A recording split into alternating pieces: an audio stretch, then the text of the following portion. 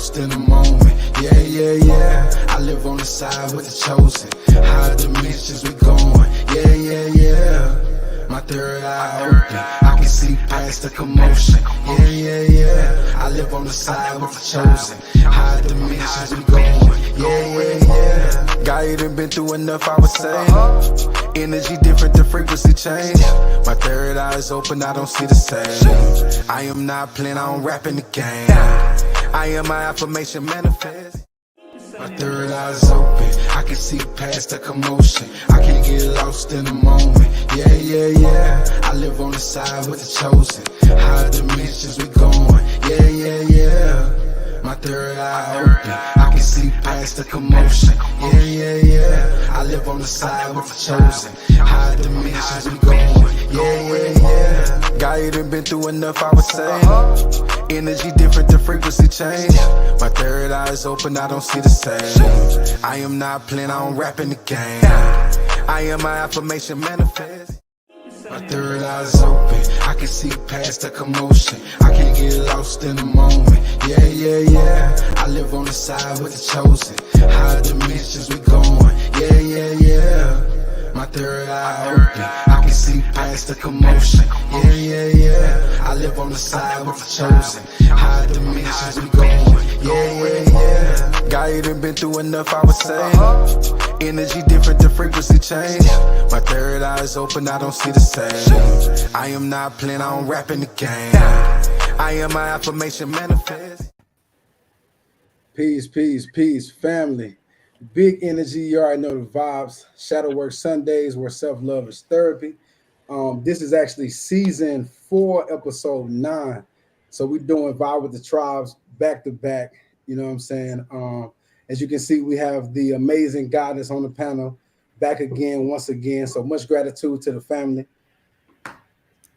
Peace, peace, peace. Peace, family. Hey. The tribe is lit in the chat. You know what I'm saying? Yeah, man, we here. Yeah, it's a hot topic. I say. Oh yeah. Yeah. So this Sunday is actually about the black sheep, and we're gonna really alchemize the lifestyle of what we've been through as a black sheep, and how we actually came out of it as the chosen one. You know what I'm saying? So that is how we rocking. Peace, peace, peace. Mama, Shadow Work Sundays. Mama is in the building. You know what I'm saying? We a tribe, we a family, gotta have a mama, you feel me? And she is in the building. So much gratitude to you, mama. So I'm gonna start off with playing the singing bowl, the Heart Chakra singing bowl, and just get us balanced out. Actually, Nefer Soul, do you have any of your singing bowls around? I should have asked you before the show. Yeah. If anything, I could probably move some of them over while we're doing stuff. But later, we'll play it sometime in the show. Yeah, okay. Let's get it. All right. Peace, peace, peace, family.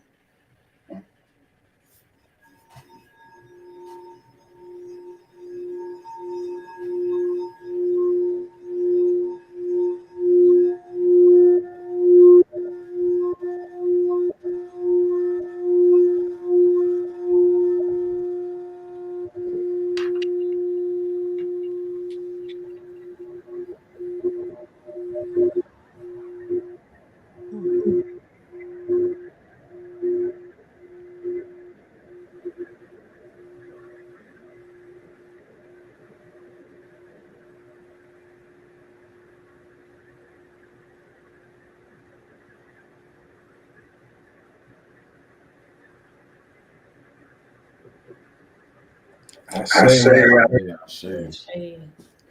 King says big energy. Big energy, you know. So we actually gonna start this episode off with an exclusive from me and Kai's upcoming project, which is called Shadow Realm. And this song is actually called Frankincense. And that's how we're gonna kick off this episode. Let's get it. Oh, that's right. Once again, this is an exclusive. I say be going. Yeah, we finna vibrationally cleanse the room. You dig what I'm saying? You don't always gotta have the frankincense on hand. You can use it, you know what I'm saying, vocally. You hear me? And it's operating at a 528 I hertz. You know what I'm saying? Per usual. You know. So let's get it. Artificial love is okay with you being you. Yeah. Artificial love got something to say about everything that you do. When you do something that's real to you that they don't align with, artificial love finna call you out, act funny, say you acting funny, say you switching up. They're finna do everything that they can to get you to go back. Yeah, they're gonna try to just. You know what I'm saying? Artificial love doesn't come with elevation. It's a place of where you think you're building patience, but you only procrastinate. Spray my house with frankincense to start my day again. Yeah. Today I had to disconnect from my low vibrating friends. Yeah. Spray my house with frankincense to start my day again. Hey, tell me what part of receiving love make you hate a man. Let's talk about it. Digging deep, I'm releasing. I was broken in pieces. I had to pick up the pieces. Life had a new meaning. People fake for no reason. You need to tame that demon. I fall back cause I seen it. I ain't about to be the focus on me. I love you, my G, but how you moving just ain't for me. I don't think I'm better, I just know peace. You say I ain't low cause I'm lower than me. You see, to love you, I gotta love me. I don't fake my reality. You hate my vibe, apparently. I be vibing high, what you waiting for? I'm sorry, I cannot be your scapegoat. All I give is love, what you waiting for? I just gave you the game, what you waiting for? Spray my house with frankincense to start my day again. Today I had to disconnect from my low vibrating friend. Spray my house with frankincense to start my day again. Tell me what part of receiving love make you hate a man. Hey, it's Kai. I told my 3D friends when I woke up that we can't kick it. It's all love, but I got a mission. Gotta cut back on toxic emissions. Feel like a nuclear fission.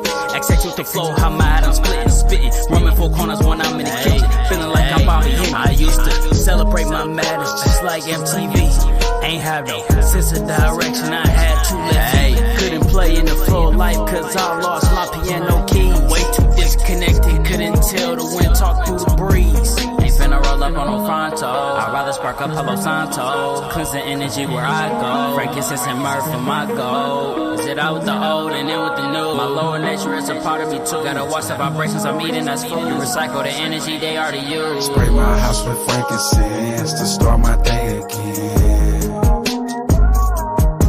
Today I had to disconnect from my low vibrating friend. Spray my house with frankincense to start my day again. Tell me what part of receiving love make you hate a man.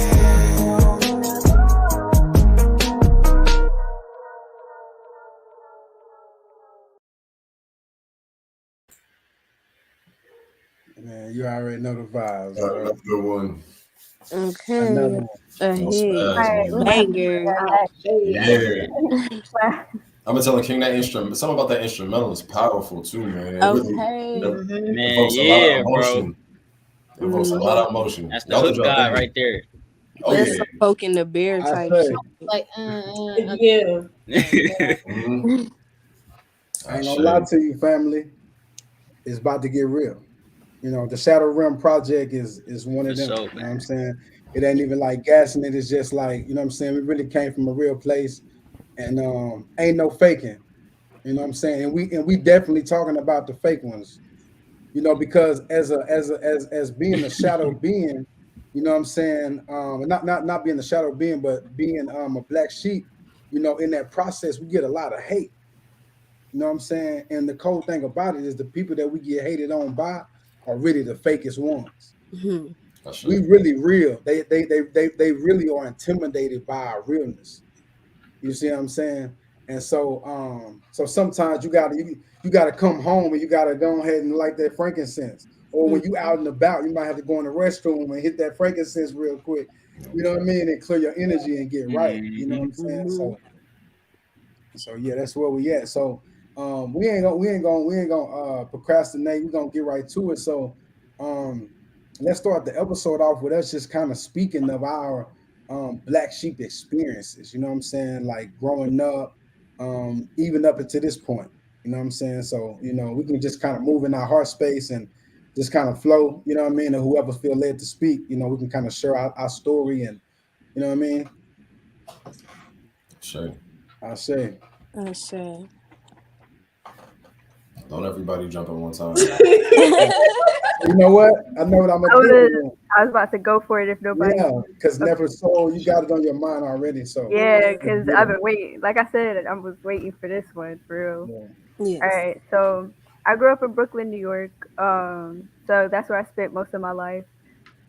It was very interesting because I was always different. Like everybody always knew that I was different. Even my mom, she was like, not that she would do it, but she's like, I was such a calm baby that if she wanted to just leave me on the bed and go to the store and come back, I'll just be right there sitting. Like, so she always knew like I was different. I wouldn't cry, nothing. I was just chilling.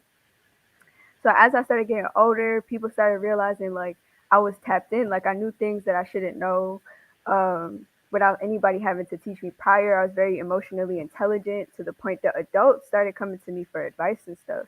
So it's like from a young age, they started noticing like I was very wise. I was very tapped in. And like I said, not like the typical child, because it's like you're a grown adult asking like a 5-year-old advice on things, right? And even down to the questions I would ask like, what's water? Like, what's this? Like, what's that? Because the perspective that I had, nothing here really made sense as far as to why everybody was living the way that they did. So, long story short,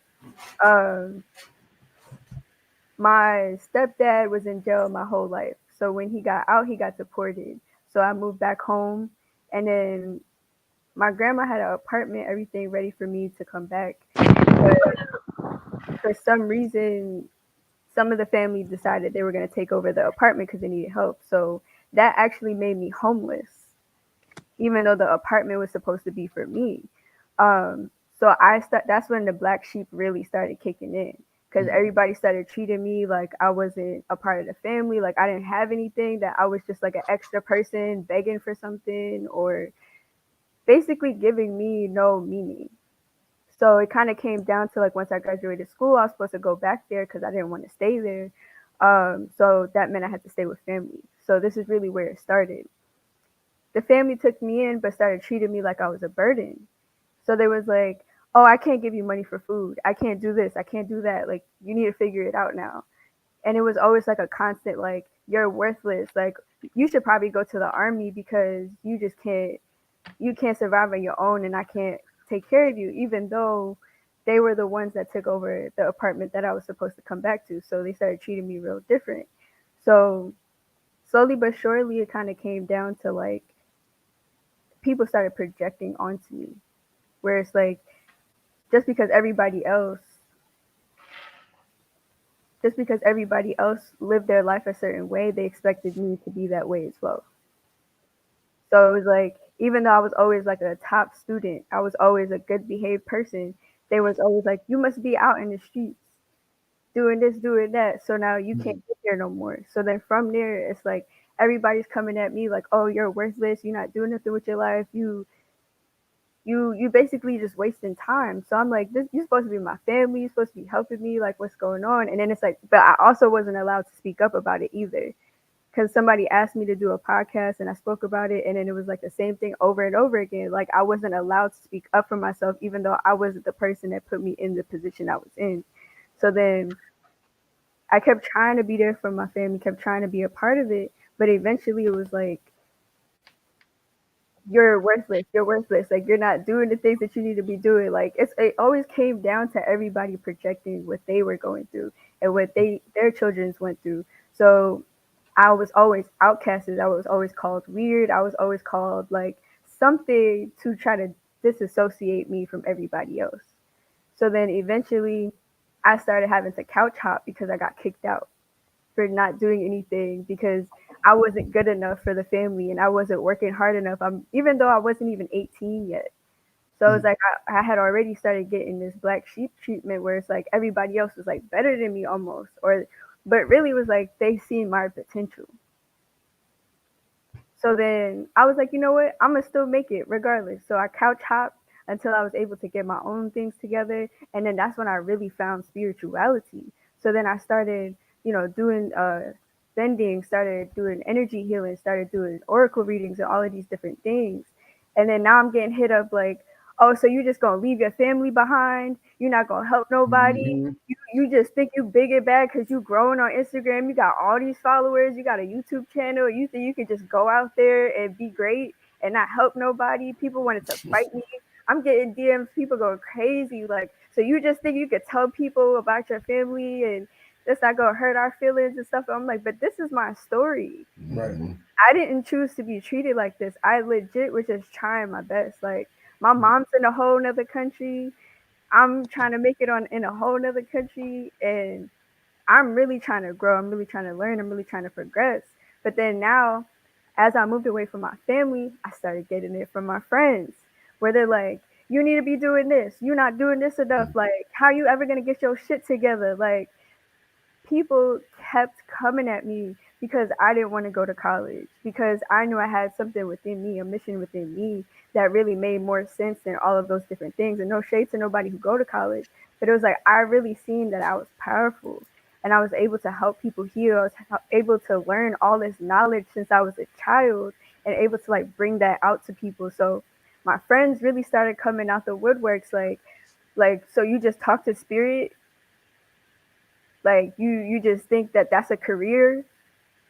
Like you never gonna, like, how are you supposed to get your life together? Like, you just gonna stay homeless? Like, I got called a sacrificial lamb for wanting to do this and feeling passionate about this.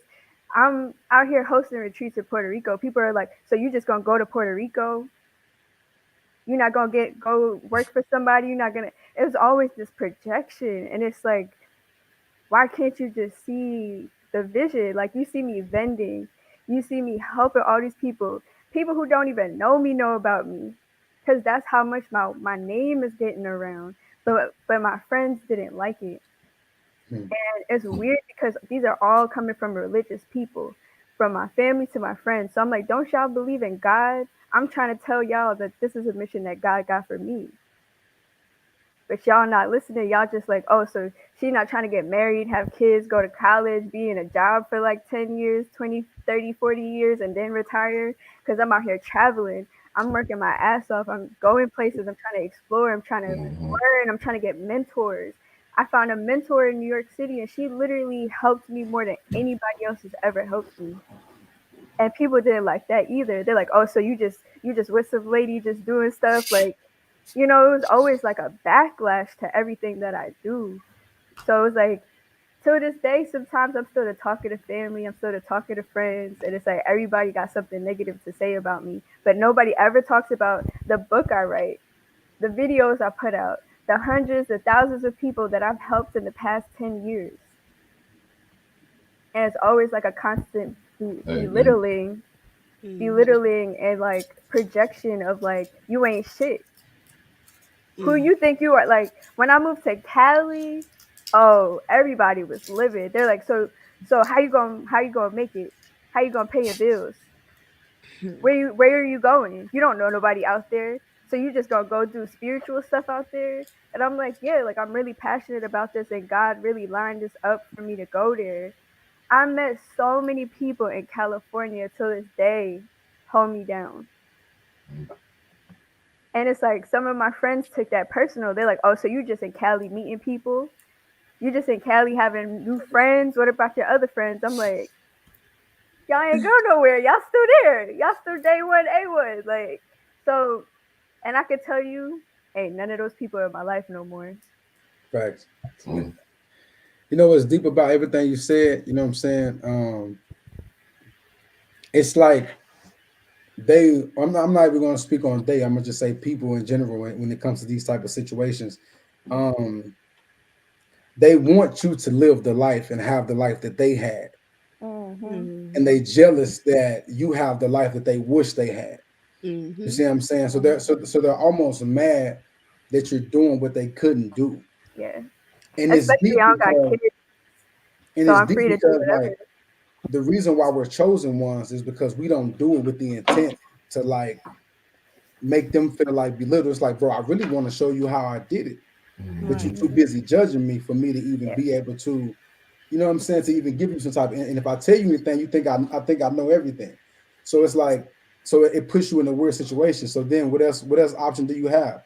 Right. You got to detach, because now you got to protect your energy so that you can continue your purpose, or else we won't have a Nefer soul right now on the live, because you will be somewhere stuck, depressed, thinking about your family. And I'll keep it real with y'all. I tried to commit suicide before. That's how far that led me. Jeez. That's really how far that led me. And that's when I really found the truth about my purpose. Because as I was getting ready to slit my wrist, I felt a spirit come hug me. And I felt love on the most powerful aspect that I could ever explain to anybody. And that shit made me never want to leave this planet ever again. But I don't tell a lot of people about that. But I have been trying to speak about that more, because there's a lot of people that try to leave the plane because of all of this influence from outside of them.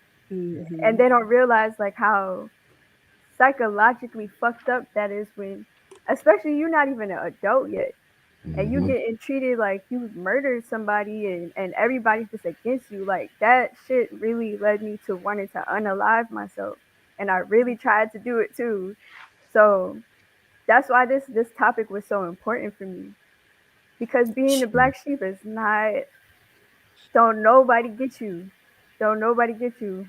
They just try to drag you through the mud. And like you said, it's because they recognize that they fell for society lies.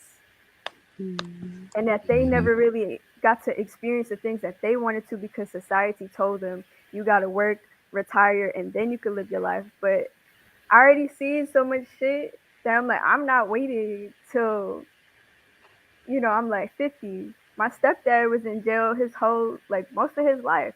So I'm going to visitations every weekend. And I'm seeing what these inmates is going through, and I'm seeing what it's like to be stuck inside. So I was like, the minute I could do something with my life, I'm doing that. Because I was very inspired. Like, it's very interesting, because I was like in real federal prisons. So I'm meeting people who like killed multiple people, and they in there for life.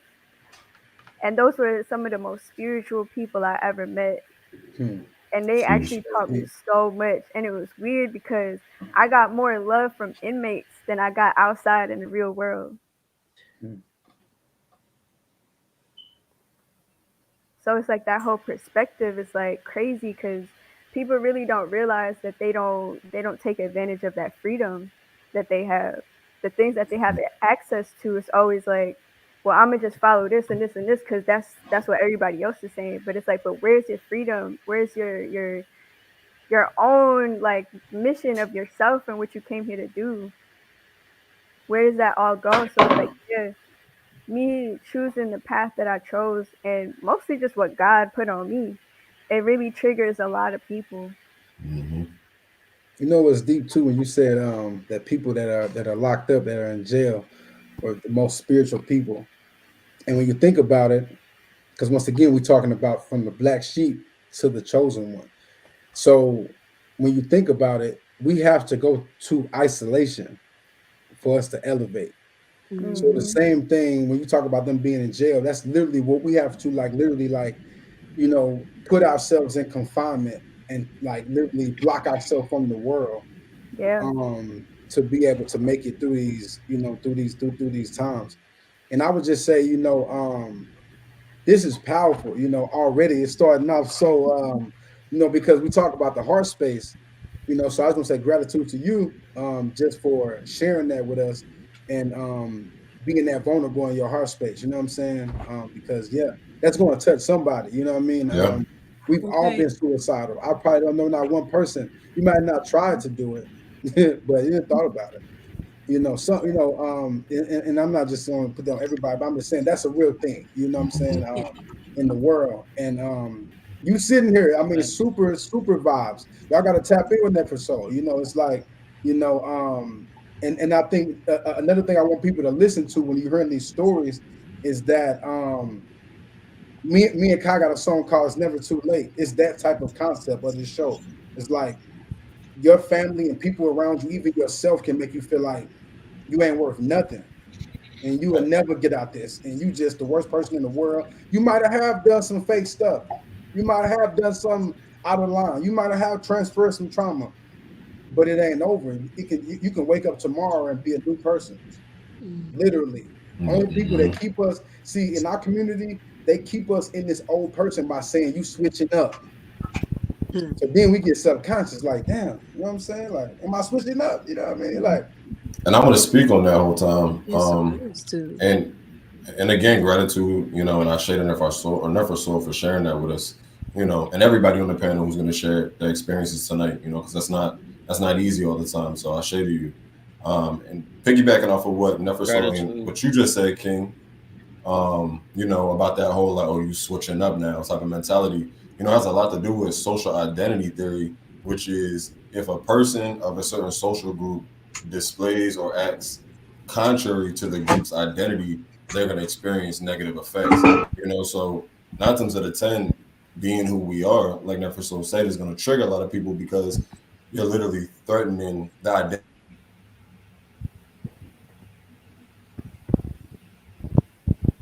Y'all heard him? No. Not at all. I thought it was my computer. I wasn't muted. Was I muted the whole time? No. Oh, okay. Where'd y'all hear me leave off at? You said like the identity of the family. Yeah. So, you know, when that identity is threatened, you know, a lot of the times the identity of the family or whatever social group we're talking about is very fragile anyway. You know, it's based on, you know, very shallow things. So when that gets threatened by people, like you said, you can really see people get triggered as if they're defending that identity. You know, so it's like that's what we experience as Black Sheep is it's just that, you know, it's because we're threatening people's identity and their sense of reality. To be frank, you know, we're gonna get a lot of kickback for that every time. And you're pushing change. Exactly. You are literally walking accountability. Yeah. Yeah. You know what I'm saying? Like, And I'm a 9, so it's amplified. Yes. Right. Ooh. And then it was interesting because I'm very observant, so I pay attention to everything everybody say to me, their facial expressions, everything. The same people that was like, "Why are you going to Cali?" eventually was like, "Dang, I wish I could live in Cali." Okay. Right. So I was like, "Oh, okay." And half the time, people are mad that you doing what they know they can't do. You know, and it takes a lot of courage for you to live that way, for you to be able to move to a foreign place where you don't know anybody. You know, and to at that go with only, you know, your hopes and your dreams and knowing that the great spirit or divine intelligence is going to take care of you. Some people don't possess the courage to do that, you know, and that pisses a lot of people off, you know. And how divine, how aligned this was, it was weird. Like, I had a whole apartment for 5 years, right? Out of nowhere, my job just stopped giving me hours, so I got 2 more jobs. Those jobs scammed me and was a pyramid scheme, and I never got paid for the work I did. So then now I had to leave my apartment. I was staying at a friend. He only had 2 months that he could give me to stay there. Literally the last week, I'm like, dang, what am I about to do next? The same lady that I host the retreats on her property, she calls me and she's like, I don't know if this is real, but Drake's tour manager just called me and they need a spiritual person who could damn near do everything, like wrap crystals, read cards, do Reiki, do everything at Madison Square Garden right now. Are you free? I was like, I got work, but I'm about to call out. And I'm on the phone with my job, packing my bag, like, hey, yeah, I'm sick. I'm not going to make it today. And I called a guy. He was like, yeah, come in. I'll meet you there with tickets, all of that. I ended up making enough money that night from working for Drake to move to California. Wow. That's insane. Look, and see, this is the thing, the power of manifestation. I look at things like, I want you to look at me like I'm crazy when it comes to my manifestations. Yeah, because where did that come from? I'm like, I didn't even believe it at first. I was like, who called you? She was like, the tour manager. I don't know if it's real. So I Googled it real quick and I'm like, dang, Drake really on tour at Madison Square Garden with the Migos right now. I'm like, this shit might be real. So I was like, fuck it, I'll just go and see what happened. If not, I just walk back into work. Fate. I went there and it was real. And I'm telling you, I was working with Grammy nominated people. Mm. Now, just imagine if you had just like missed that phone call. Right. That's what, Hey. that's what I'm saying. saying. Windows of Yeah, opportunity right. don't stay open long. It's literally Yeah. like a window. Right. That's a powerful testimony. I'm glad you shared that because that's a powerful testimony of what, you know, a little bit of faith in self. Okay. And awareness, bro. It was Yeah. awareness. She had to be like what Kasha Key's saying, like if she missed that call, Yeah. and this is what we gotta keep we gotta realize family. Our family are distractions. Yes. You would miss Yeah. that situation like Never Soul if you focus on what your family talking Your about. job could be the distraction. You know, if she was like, nah, I'm gonna go into work, I'm gonna go get this bag. You know? know, but honestly, I wasn't fucking with the job anyway because they was cutting my hours. So why am I gonna prioritize them? So I was like, you know what? Right. That's me doing something that I want to do, and it was damn near a manifestation that came through because I was a fan of Drake since Degrassi.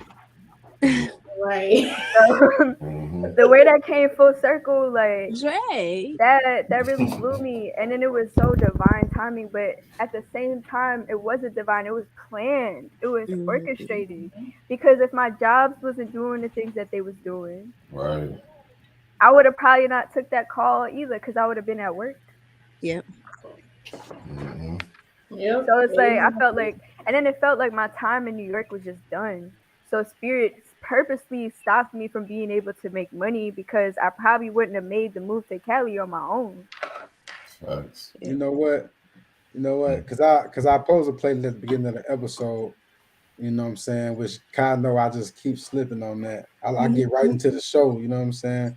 But we're not even gonna play the guy energy right now. Let's get into Never Soul upcoming retreat real quick. Just after that amazing testimony, I think it's a good time to put that on her and show you what she's doing right now. You know what I'm saying? This is Never Soul Kai, and who was the other guy that's on her? Goddess Injiri, she's our vegan chef. Big energy, you know what I'm saying? You hear that? She got a chef. You know what I'm talking about? Hey, stop playing. All right, so let's get it.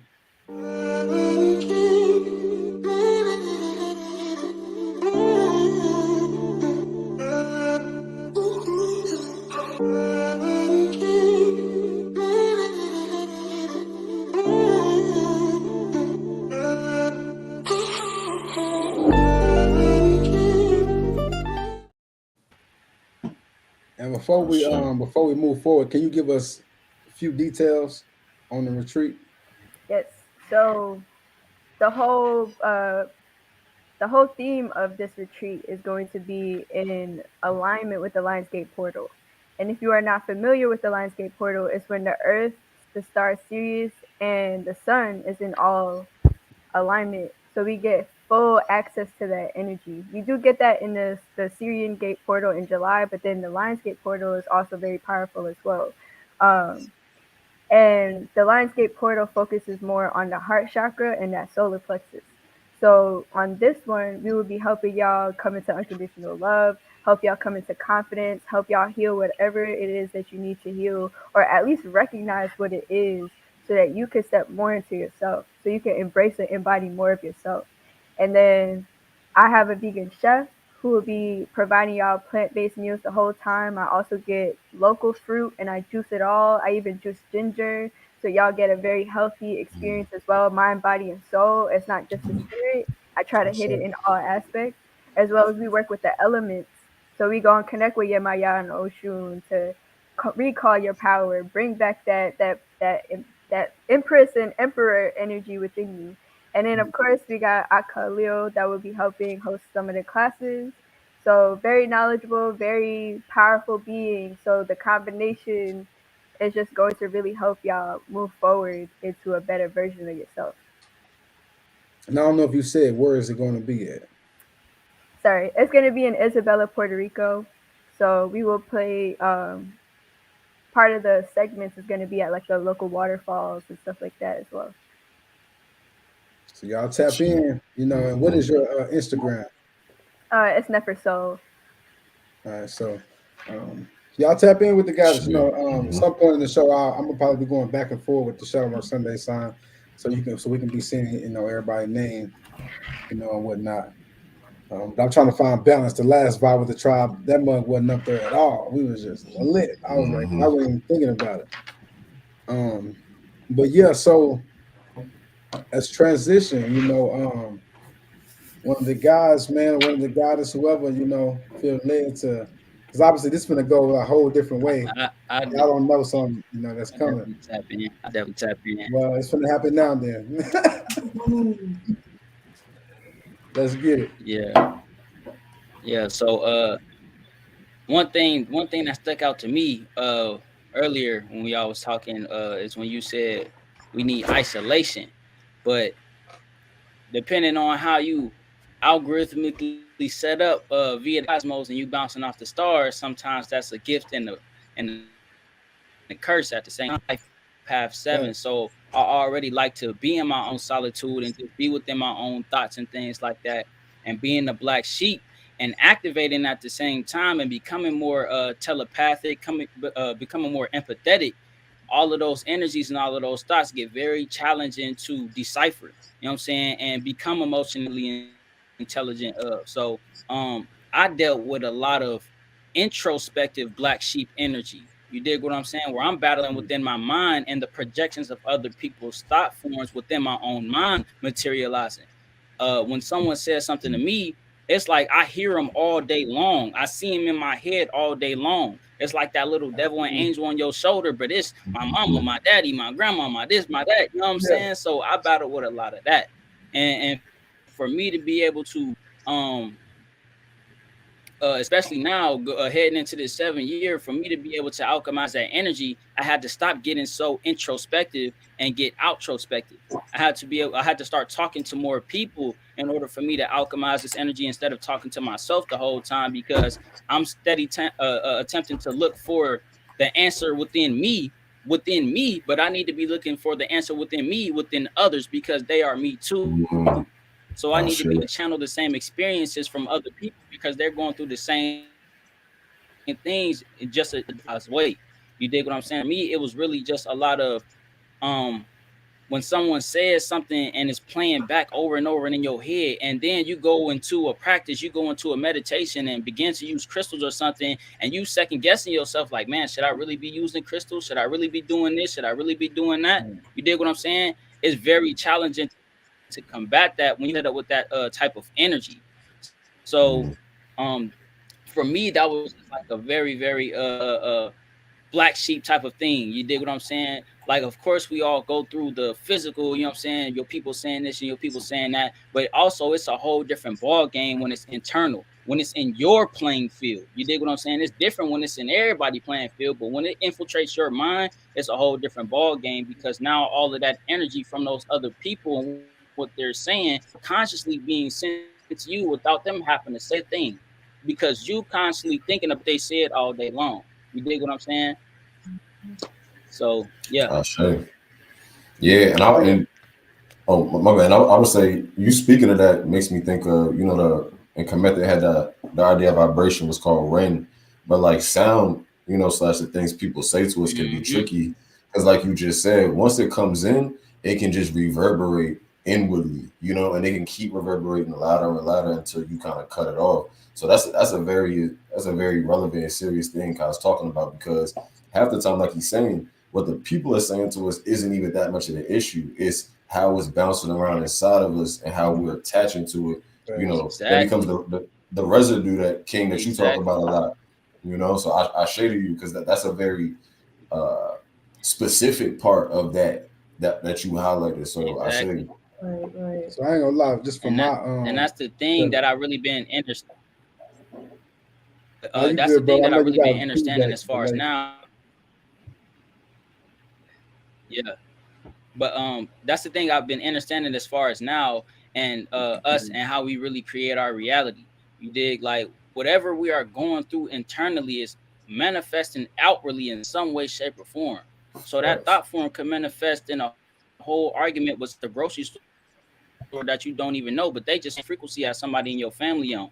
You dig what I'm saying? So Mhm. that's like a karmic energy hopper right there. You dig what I'm saying? These codes know how to get Facts. to you to trigger you so that you have enough energy to alchemize the situation. So internally, you have to be equipped enough and open enough to be able to know where these energies are at inside of your body and see how it's going to play out Yep. in your reality, just like how we use astrology to figure going through as far as you know what I'm saying, the celestial bodies and the planetary energy and things like that. You can on minute scale just by what you are thinking, what people are saying to you and what's being brought into you. You dig what I'm saying? So be awareness. You dig what I'm saying? That's why I ain't gonna say nothing, but you know what I'm saying, tapping the Yeah, shadow I know realm. what you're That's talking tapping about. the shadow realm, man. But yo, and that's deep Yeah. because I'm a big fan of Dr. Phil Valentine. You know, he speaks on Brother's platform Sure, from time to sure. time.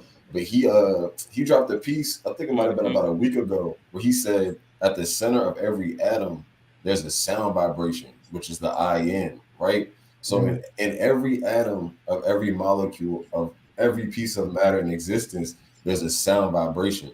That means, you know, when you get into things like quantum entanglement and the theory of resonance, all of the sound reverberating in Julio, you. Okay, right yeah, there. let's get into it. Let's Come get on into it. now. All Right that, there. like I was talking about, all that sound that's resonating and vibrating within you is constantly being picked up by every atom in your environment. So, like he's saying, physical sound is one thing, but there's a thought vibration and a sound thought vibration that's a little more subtle. But you know, I have this saying that's like, be careful what you say in the universe because it's always listening. And every atom is literally listening to the frequencies you're emitting, maybe not vocally, but from your inner being. You know, because every thought you have is a vibration, every feeling you have is a vibration. So the atmosphere and environment is constantly picking up on that. And like Kai said, it's generating your reality dependent on that. You know, so that's a very heavy thing, you know, that he So just got listen, into. I want to speak on this. 'Cause this is what Kai, this is where you connected with me in my own life from a black sheep aspect. Um, so I always had like, I ain't even gonna speak on who the family member is because we working on our relationship right now.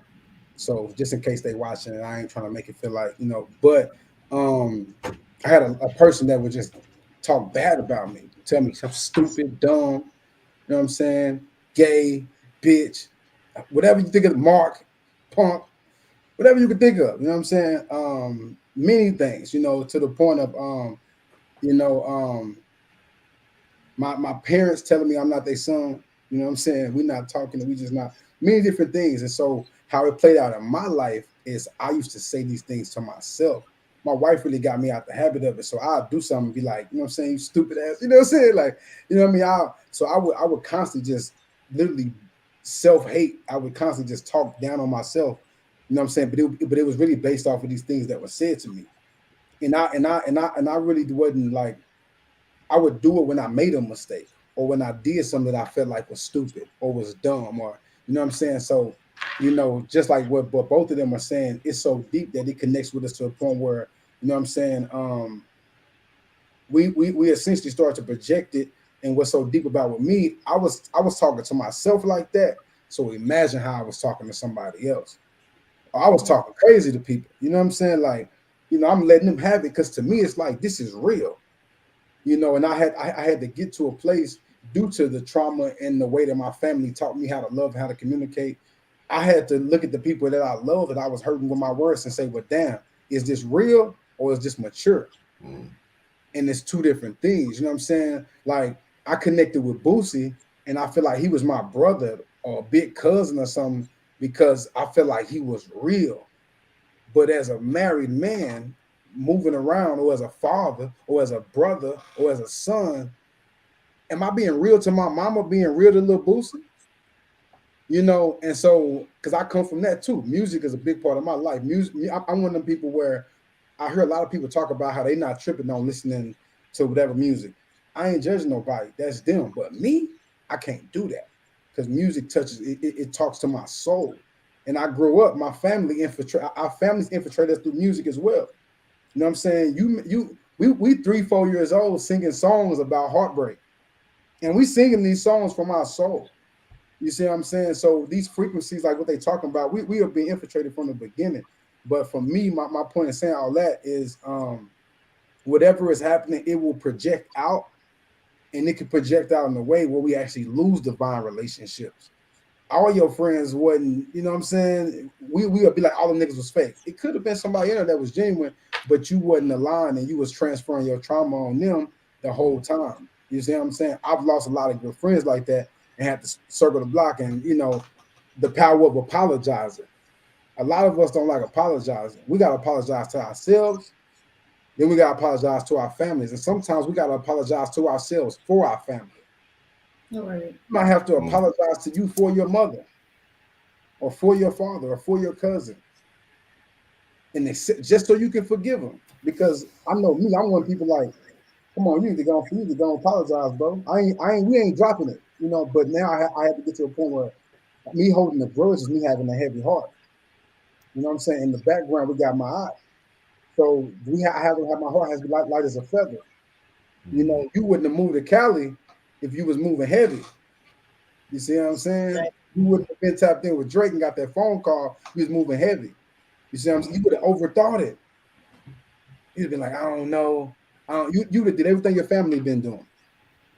You see what I'm saying? You know, so, you know, honestly, I could go in on many aspects of this, and I'm not. So let's move on.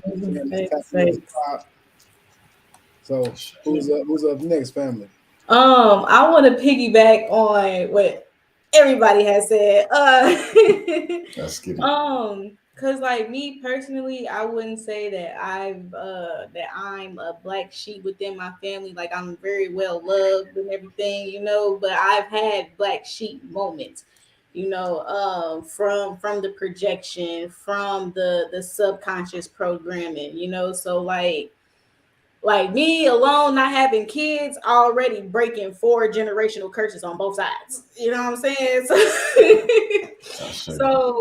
But the thing is that when you are around the women in your family and everything who are so used to having children so young and having to do so much so young, they expect you to do the same, whether you got kids or not.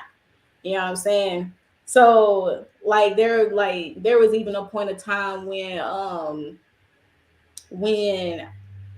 I was job hopping, you know what I'm saying? And then folks talking in my ear, OGs in my ear, talking about some, oh, you got to do this, you got to go to school, you got to da-da-da-da-da-da-da. You're not doing enough, you feel me? You're supposed to be doing this, you need to do this, da-da-da-da. I'm just like, hold on. Because I had to put myself in a state of solitude from everybody else's opinions and outside experiences and, you know, their projection. You know what I'm saying? I had to really isolate myself in order to get my own thoughts together and understand that they were projecting that their own lifestyles onto me. You know what I'm saying? For the simple fact that they had 3 kids before 21 or something and had to work 4 different jobs, 5 different side hustles and stuff like that. And I'm like, well, I have a luxury of not having to do that. So, you know what I'm saying? And stepping into spirituality, you start to get comfortable within that solitude. You start to pick up more knowledge, more intellect, you know what I'm saying? Becoming more open. So when you encounter other family members who aren't as open, but you are putting into spirit, you know what I'm saying, to be more open to source, more spiritual, more, you know what I'm saying, tapped in and everything. Like for example, right? My granny's passing, right? My granny's passing. One of my family members was there. We was chopping it up, talking or whatever the case may be. And you know, they wanted my crystals, right? The one that I was wearing. Shout out to Neferso. Shout out to them. But yeah, and so you know, I started talking to them about the spiritual essence, and I had to explain to them why they couldn't have my crystals and everything as well. And you know, they started feeling some type of way and even snapped on me talking about some, oh, so what you saying? I'm not as spiritual as you. I'm not spiritual enough to do this and that. I'm like, hold on. You know what I'm saying? Like, just because I'm educating you about, you know what I'm saying, what I'm doing, how I'm doing it, don't mean that I'm better than you. I'm not projecting anything onto you. You're projecting the fact that you feel like that you're not spiritual enough, you're not tapped in enough, and you coming to me trying to belittle me or make me feel some type of way for educating you. And I'm like, no, baby, this ain't that. You know what I'm saying? I'm just trying to help you. You want to tap in? Let me help you tap in. You know what I'm saying? And by me being in a state of solitude, I'm able, I said being in a state of solitude, by me being open and coming out of the state of solitude, now I can pinpoint when somebody is projecting, talking out of ego, you know what I'm saying, trying to program me subconsciously. Because even those thoughts, like how you said, when the thoughts, they bounce back and forth, you know, feel me, within the vessel, the subconscious and everything. Damn, am I not doing enough? Am I not enough? Am I supposed to be doing this? Am I supposed to be doing that? Like, damn, like what do I need to do? Like, and then I start getting confused, and I'm like, then I know that that's not me. You know what I'm saying? It even came to a point where by me being so spiritual, because by, you know, all my big threes are all fire, you know what I'm saying? So my personality really permeates that, you know, and there are even pointed times where, you feel me, some of my folks, some OGs or whatever, try to suppress my personality. You know what I'm saying? Try to, like, oh, you doing too much, you need to calm down, or oh, you need to dial it down, people looking at you, da, da, da, da. And I'm just like, you see them, I don't see them, you know what I'm saying? Because this is just who I am. This is just my personality. I like to be, you know what I'm saying, flamboyant. I like to be open. I like to be social when I'm feeling social. You know what I'm saying? I like to, you know, start conversations when the music come on. You know what I'm saying? I like to dance. You know, the music started running through my vessel or whatnot. So yeah, I'm gonna do a little, you know, jiggle here and there. You know, like, you know, and like I shouldn't feel ashamed for that, for the simple fact that because somebody else is not comfortable being as open as I am, or comfortable being as outspoken as I am, or being as flamboyant as I am, that has nothing to do with me. You know what I'm saying? But that comes to that state of understanding of knowing who I am. You did, yeah. About trying to bounce back to the I am, you know. For surely. But yeah, definitely had some black sheep moments for sure. Sure. And you know, going off of what Kasha Key's saying over here, I also resonate with that. You know, once I went into solitude, once I went into hermit mode, once I finally started spending time with myself, loving myself, because before, for a long time, I was not comfortable being by myself. There was a dissonance. There was this, like, I would hang out with people because I just didn't want to be alone, and I had to stop. You know what I'm saying? Along my spiritual path, that I started noticing that within myself. And so I went into hermit mode at a certain point and just became comfortable with myself, started doing like the shadow work, addressing, why do I feel like this? Why am I trying to run away from myself? Why, when I'm in my room, am I not happy? Like, you know, why do I always want to leave, you know? So that started me on that path of healing that part of myself that did not feel comfortable being with myself. And now I love my company, you know, I talk to myself, everything, you know, I'm my own party. I'm the life of my own party, you know? Right.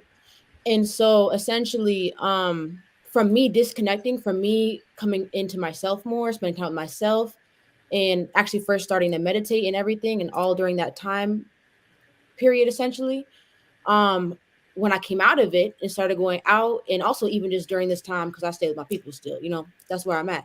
So even as I was just, you know, focusing on myself and still, you know, I started being able to notice people projecting more as well, from me coming, you know, disconnecting from other people and focus on myself, and started to spend more time with myself. And also I started learning, you know, about energy and actually being able to discern it. I started realizing that essentially sometimes I would feel something, or like, for one thing, I'm telepathic. That's one thing, that's one of my psychic abilities that I have been developing throughout my spiritual journey, throughout my awakening. And but I feel as though it's also like an energy thing. Like, I feel as though it's my telepathic abilities, but also like I just pick up on people's energies heavy. I'm a Heyoka empath, so I essentially feel people, their energies very much so, and mirror back to them what they don't like. So I'm very much like a trigger. I'm a mirror. So I had to learn about energy. I had to realize that sometimes I would, like, for example, like I just like, as I started awakening and honing, focusing on my own energy and protecting my energy and not just hanging out with everybody, I just started to notice that sometimes I would have thoughts or just feel this energy, like just discerning that I sometimes would feel other people's energy and thoughts that weren't in my immediate space. You know, I'd find myself questioning myself. Just for one example, you know, I had Long Live Goon in my Instagram bio for a while. Gunu is a rapper who passed on, and I really fucked with him. He was my favorite rapper. And as I started getting more exposure on TikTok and Instagram and stuff, sometimes I would find myself like, I don't know how to explain it, yeah, but like I can essentially now, sometimes I'll get a thought or an energy and I know it's not mine. And so essentially I'll like kind of like switch off my auric field, set the intention to reject outside energies and thoughts, you know, and emotions projected at me. And you know, as a telepath and as like a Helga empath, that's only so so effective, you know. But yeah, you know what I'm saying? From me, just essentially healing that part of myself that never wanted to be alone. I started being able to notice people projecting on a more conscious level, you know, and also just discern energy on a deeper level. So I'll show you. I want to piggyback off of that because I think that's really important, being able to discern energy, because like you said, you know, a lot of us in the spiritual community resonate with being an empath. So you can be such a sensitive empath that, like Mariah is saying, you can be picking up on people's energy, and depending on your awareness, you could think it's coming from you, you know, and you can get real confused in the waters of the emotions if you're not able to discern, like she's saying, like, okay, is this coming from me or is this coming from an outside source? You know, and in her case, she can feel it from people that aren't even, you know, in the immediate environment. And to be honest, I've experienced that sometimes. You know, if I know somebody is, if I'm attempting to do something or manifest something and I've talked to somebody about it, you know, and they've expressed doubt, it's almost like I can feel their thoughts from afar, kind of like, you know, messing with me a little bit. So I think that that's super important, is for us to be able to, like she said, discern energy. And you know, all thoughts aren't your thoughts. You know, sometimes thoughts come through that are from outside sources, and if you don't have awareness, you can just go to thinking like, oh, these are my thoughts, like I'm thinking this, you know. So that's super important, because a lot of the times as empaths, you can be feeling a lot and not know what's coming from you. I want to make something clear too, because people might get this twisted. You don't have to have been a black sheep to be a chosen one. We all have different purposes and different journeys, you know what I'm saying, to get to the same destination. But we all reincarnated and came back here for different reasons and different purposes. So, you know, and we all have different type of past life karma. It's a million things that that influence and kind of make up how our life is made up, you know, until we take our power back. You know, like for me, I went through a lot of dark stuff in my life, very dark moments. And my life, I could have lost my life numerous of times. And been in plenty of situations where it's like, doesn't even make sense, you know, why, you know, how I'm here in certain things. So I went through those certain things, you know, and betrayal and backstabbing and people that basically like love me one moment, like it'll be like the purest love, and then in the same day will treat me like, you know, like a nigga on the street. You know what I'm saying? So dealing with that psychological, dealing with all that. And then me personally, I was locked up at the age of 13 in TYC. So I haven't even really spoke on this on live or nothing, but I went to TYC 3 times before the age of 18. I got it on my 18th birthday when my mama wrote a letter. I was on my way to CDC, to prison. And so I spent a lot of time in solitude, a lot of time in jail, locked up as a child. And when I wasn't locked up as a child, I was on the streets. You know what I'm saying? I'm 13, 14, drinking 211s. You know, like I'm really out here living on the street, sleeping, you know, on the stairs, you know, and like in the apartments on the stairs. You know what I'm saying? Like that's the life that I came from. And so what I feel like the things that I've been through, it made me more powerful. When the switch hit, oh man, there's a level of power that I have and that I feel inside of me. You know, like what Kasha Key talking about. Like you can't stop me. Nobody can stop me. And I think that's where they start to get intimidated. Is that you actually alchemize that pain, everything. They saw you when you was down. They saw you when you was depressed. They saw you when you was doing drugs. I did Coke X at the same time and many other drugs we can talk about. They saw and they could talk about it. You know why? Because at that time, their life looked so much better than yours. But when you alchemize that pain into power. And when we do that, that's when it gets that's when they get intimidated, they get frustrated. But family, I'm here to tell you this power, no disrespect to them, is not for them. This power is for the universe. We are aligning with, you got to keep in mind, this power has been us the whole time. We just wasn't aligning with it. But this is a powerful energy. That source is very powerful. So for us to get back alignment with source, we got to connect with the deepest, rawest, most beautiful, ugliest power of ourselves. You know what I'm saying? And so the black sheep may not come through like my story of childhood and family, or like Nefer Soul, none of us. It may come, you know, like what Julio was talking about on the phone earlier, you know, it may come through a relationship. It may come through your jobs. It may come through, you know, but it's this outcast energy where you feel like an outcast, and it's like, damn, you're getting blamed for everything and you ain't do nothing type of energy. It's like, you know, and so I feel like some people don't get the black sheep energy until they become a chosen one. Mm-hmm. You see what I'm saying? Then they start getting treated like the black sheep. But they too powerful to look at it as black sheep energy. So now people are envious. Like now they like what you said, so they want to fight you. You know what I'm saying? But this is what we got to understand, family. If you, there's a such thing as chaos energy, we get that. At the same time, we got to use our discernment, because you can be vibrating so high and be in such a powerful place, and you can be right here at the brink of an activation or your elevation, and then this person comes and projects on you, and you project back. You are now an even playing field. So whatever entity is using them, now they can come and attack you. But at first, they couldn't even really see you.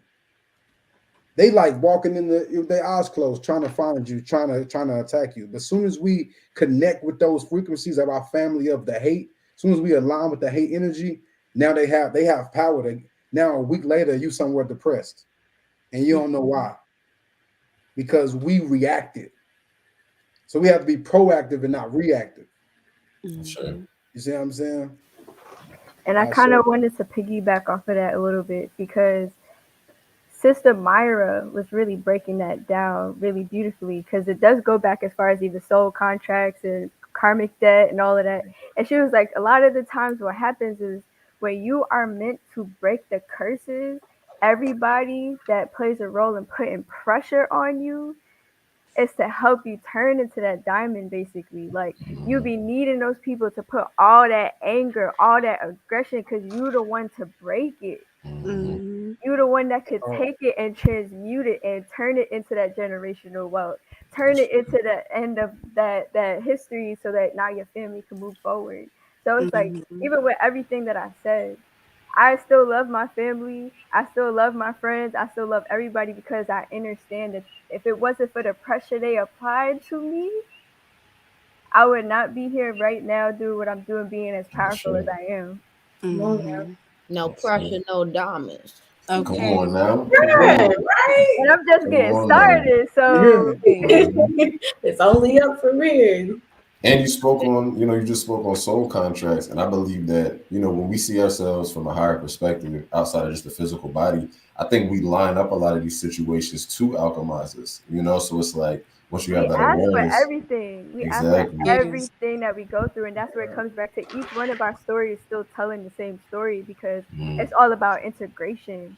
yep. It's all about strength and courage and how much you really are going to be able to recognize yourself and recognize your power enough to know that it's not personal. Mm-hmm. Hmm. Never personal. So I ain't gonna lie to you. Yeah. I want to speak on I, something I that want. I both of want. y'all said because Oh it yeah, kind Lily. of I'm about like, to say let her go. Let her go. oh, it kind of helped me like say how I wanted to open up because it basically like because I was gonna say I don't know whether to categorize if I would be considered black sheep or not, but can you say something that makes sense? And they piggyback off what Nefer Soul said. Sometimes you need that pressure. That pressure can turn you into a chosen one. So I grew up a little rough, but I grew up I was always been a people pleaser. I was always the yes man in every situation. You ask me to do something, I do it so quick, no questions asked. It don't matter. I was never a send off, but like I was always the one that was left with the most responsibility. I was the one that always took the fall for situations with no problem. I would always um stand in front of people's karma. If it was a gun getting pointed at us, I'm gonna stand in the front of it and take the bullet for you, type shit. And it wasn't until I knew what it was like to be on the other side to see what that was like. Me being a yes man so much is actually what pushed me into motherhood, to be honest. I have 3 kids now being a yes man in all situations, trying to be the people pleaser, trying to make sure I don't hurt nobody's feelings. But once people started, as y'all say, doing the projection shit, even at a young age, that's how I came into responsibility roles. I'm the oldest of 6 on my mom's side. I'm the oldest of 2 on my dad's side, but I've always been the one to be responsible. I raised my younger siblings. Still to this day, my little brother, my youngest sibling he just turned 11. The youngest one under me is 23, and they still call me asking me anything. They know they can call me for anything. Any ex I've had, any siblings they have, always look to me, ask me questions. I've always been a very responsible person. So being a yes man, I felt like even though I knew I wasn't ready, I still jumped into being the responsible person and doing the motherhood thing. And I wouldn't say, of course, no mother would ever tell you that they regret their children because I don't regret any of my kids. But if you're a responsible person, you would know when certain decisions weren't the right decisions, when you know you should have waited to do certain things, when you know you should have taken your time and walked into certain things instead of, I want to say, jumping head first just because somebody told you so. I would jump off a cliff just because somebody told me it was a mattress at the bottom and I wouldn't question it. And I will always fall on some shit, some jagged, rough shit at the bottom every time. And I still be like, it's cool, y'all. You ain't know, I ain't know. It's all right. It's a loss for us both. But knowing the whole time I was set up. But being a yes man, being told you're supposed to forgive and forget. That's what makes you an adult. That's what makes you the grown up in the situation. I've always been told you're supposed to be grown. You can take it. Here you go. And I would always take people problems. I would always stand in front of people's karma. I would always just take the butt end of everything, not knowing I was being laughed at, not laughed with. And once I started to turn around and see this was a setup the whole time, and I started telling people, you know what, I'm good. No, you do what that lady say, get somebody else to do it. That's when people started being like, you know what? Since you want to say no, fuck you then. Fuck you and everything you got going on. They started spewing hate, and I've been through that situation episode. People want to fight me. People want to project on me. People then wanted to terminate my pregnancies on purpose. I done been in domestic violence situations because of it. I done been homeless because of it. I done had people hate on me so bad. They done called Child Protective Services on me and tried to get my kids taken from me. And it wasn't until I realized me being a yes man and giving till I had nothing left and reaching my hand out and asking for just a little bit of it back and getting told, fuck you. Oh, that's when I realized, you know what? This might not be for me. And that's when I started to turn to spirituality. That's what made me realize, that's what made me turn to solitude, because like Mariah, I was scared to be by myself. Never knew until I turned to spirituality that I was scared of myself. It was me. I can never blame anybody for anything that I went through because I was the problem. I could have said no. I knew better, but I didn't do better. My intuition always told me never jump into situations, but I always did out of empathy, understanding, and people pleasing. Not wanting to be alone, not wanting to be by myself. And it wasn't until I was forced to be by myself and I was forced to start not only hearing what people were telling me, but feeling the middle finger like being stuck to my face. It wasn't until I had to get my ass beat verbally, mentally, and physically by life itself, by nobody else but life itself and my own demons, to where I realized, you know what? I got some shadow work to do. I got some shit I need to change. I got some boundaries I need to set, as well as some standards.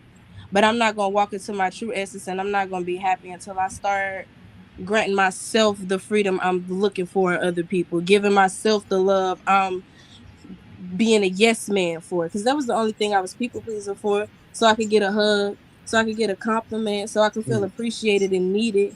But I didn't give myself that. I never felt that from myself. I never gave myself a chance to give myself that. But once I did, I don't need nobody else. I'm good. Y'all can get somebody else to do it at this point. Right. So yeah. And that goes back to what I forgot which one had said about apologizing to yourself and apologizing to, you know what I'm saying, your ancestors and everything too. But that's some dope deep stuff though, because that in itself, you feel me, people start to show their true colors when you start to, you feel me, be about yourself, start to love yourself. They start showing their true colors. And sometimes it do takes that rock bottom for you to actually see what you was doing in your own. Source has been giving me abilities ever since. I used to be upset that I could feel that shit, but now I've transmuted it. I now feel everything on a different scale. Instead of being mad at you for being mad at me, I feel for you. Let me give you a hug. Because it's not me that you mad at. You really mad at your mama. You really mad at the nigga that flicked you off down the street. You really mad because the dog woke you up this morning or some shit. But it's cool. I'll hug you for it. It's right. Yeah, and that's why the forgiveness is so important, because we keep blaming instead of realizing we asked for everything. This is not personal. It's what you asked for. Exactly. It's just coming in a different way. You know what I'm saying? Understanding karmic relationships, karmic family members, like right. Shit's gonna happen. You have to go. Well, not everybody has to go through turmoil, but most people you have to go through some type of traumatic situation when you're a chosen one. It's called. I feel like most chosen would go through something deeply traumatic, and I've been through a few. Right, and that just shows how big your heart is. You know what I'm saying? How genuine you are, how pure the being you are. I want to tap in real quick because the energy that I'm feeling right now is very, very holistic. So I want to bring this black sheep subject back around in a holistic fashion and really help people to understand that we not alone as being black sheep. You dig what I'm saying? Kai is a black sheep. Planet Kai is a black sheep planet. You dig what I'm saying? Come on now. Planet Kai to be a realm, a training center for those who are in enlightenment, but it got re-alchemized or reconstituted via people who are infiltrating on a day-to-day basis into a prison planet. You dig what I'm saying? So we also have to realize we also have to realize that in Kai being a prison planet, you dig what I'm saying? We can look at our own individual experiences to be able to help this whole paradigm shift that whole see of them being a black sheep and then transforming them into a chosen one. So we also have to be aware of those who are not what they say they are, who they seem, like the goddess Mariah was talking about, using that discernment. You dig what I'm saying? Using that real spiritual discernment, because it's getting very, very tricky. Me and the guy was talking behind the scenes. He was like, man, they not infiltrating like they is no more. They not finna give us these other guys out here and just straight up MK Ultra them straight in the face and then give them back out here to us in the collective to help deprogram us some more. They're gonna do it in a way more sneaky fashion. You dig? Everybody is ascending. Even the low vibrational people that's at the top, that's oppressing. They getting smarter just like we getting smarter. You dig Look what I'm at the saying? So TV we have to shows and stay movies they on our putting P's and out. Q's and exactly. You dig what I'm saying? So we stay on our 10 toes, P's and Q's. You know what I'm saying? Keep your Kai open. You dig what I'm saying? Yeah. Big energy. So look, so what we're gonna do, we're gonna transition right now because Kyle set us up super amazingly. Can I add something real quick? Just one thing to what he was saying. It ain't gonna be too much. Okay. So it's Age of Aquarius, and you know, we're shifting into that energy. So just going off of what he's saying, you know, new levels, new devils. That's all I'm saying. That's why I put that out there. For real, for real. More snakes and more fakes, you hear me? They out here. Nah, for real. So this record is called MK Ultra. We giving y'all 2 exclusives, you know what I'm saying? This was intentional, you know, off the project. This song is called MK Ultra. And this is about, you know, like what Kyle is talking about. You know, we are in a time where the spiritual community has been infiltrated. You know what I'm saying? And you got to use your discernment and be aware of where you're getting information from and who you're dealing with, who you're getting these readings with, you know, all that. Because this information is life at this point. This information that we're getting, you know what I'm saying? So if you're getting the wrong information or information coming from the wrong place in the wrong energy, then you are being infiltrated. Therefore, they are putting you on the MK Ultra. Let's get it. Exactly.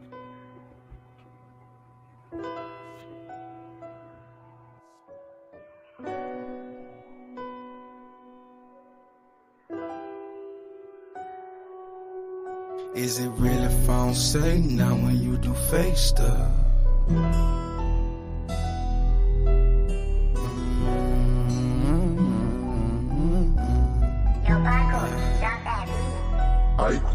Is it really phone say now when you do fake stuff? Can I see the real? You take off that makeup. Just because you spiritual don't mean we try, bro. We gotta keep it a buck, you feel me? The universe will align us. Is it really phone say I ain't rocking with your vibration. Can I see the real? You take off that makeup. Just because you spiritual don't mean we try, bro. It's divine. The universe will align us. Perfect alignment, outside perfect timing. I'm gone, sign what you want, partner. Protecting my energy. It's like y'all believe in anything.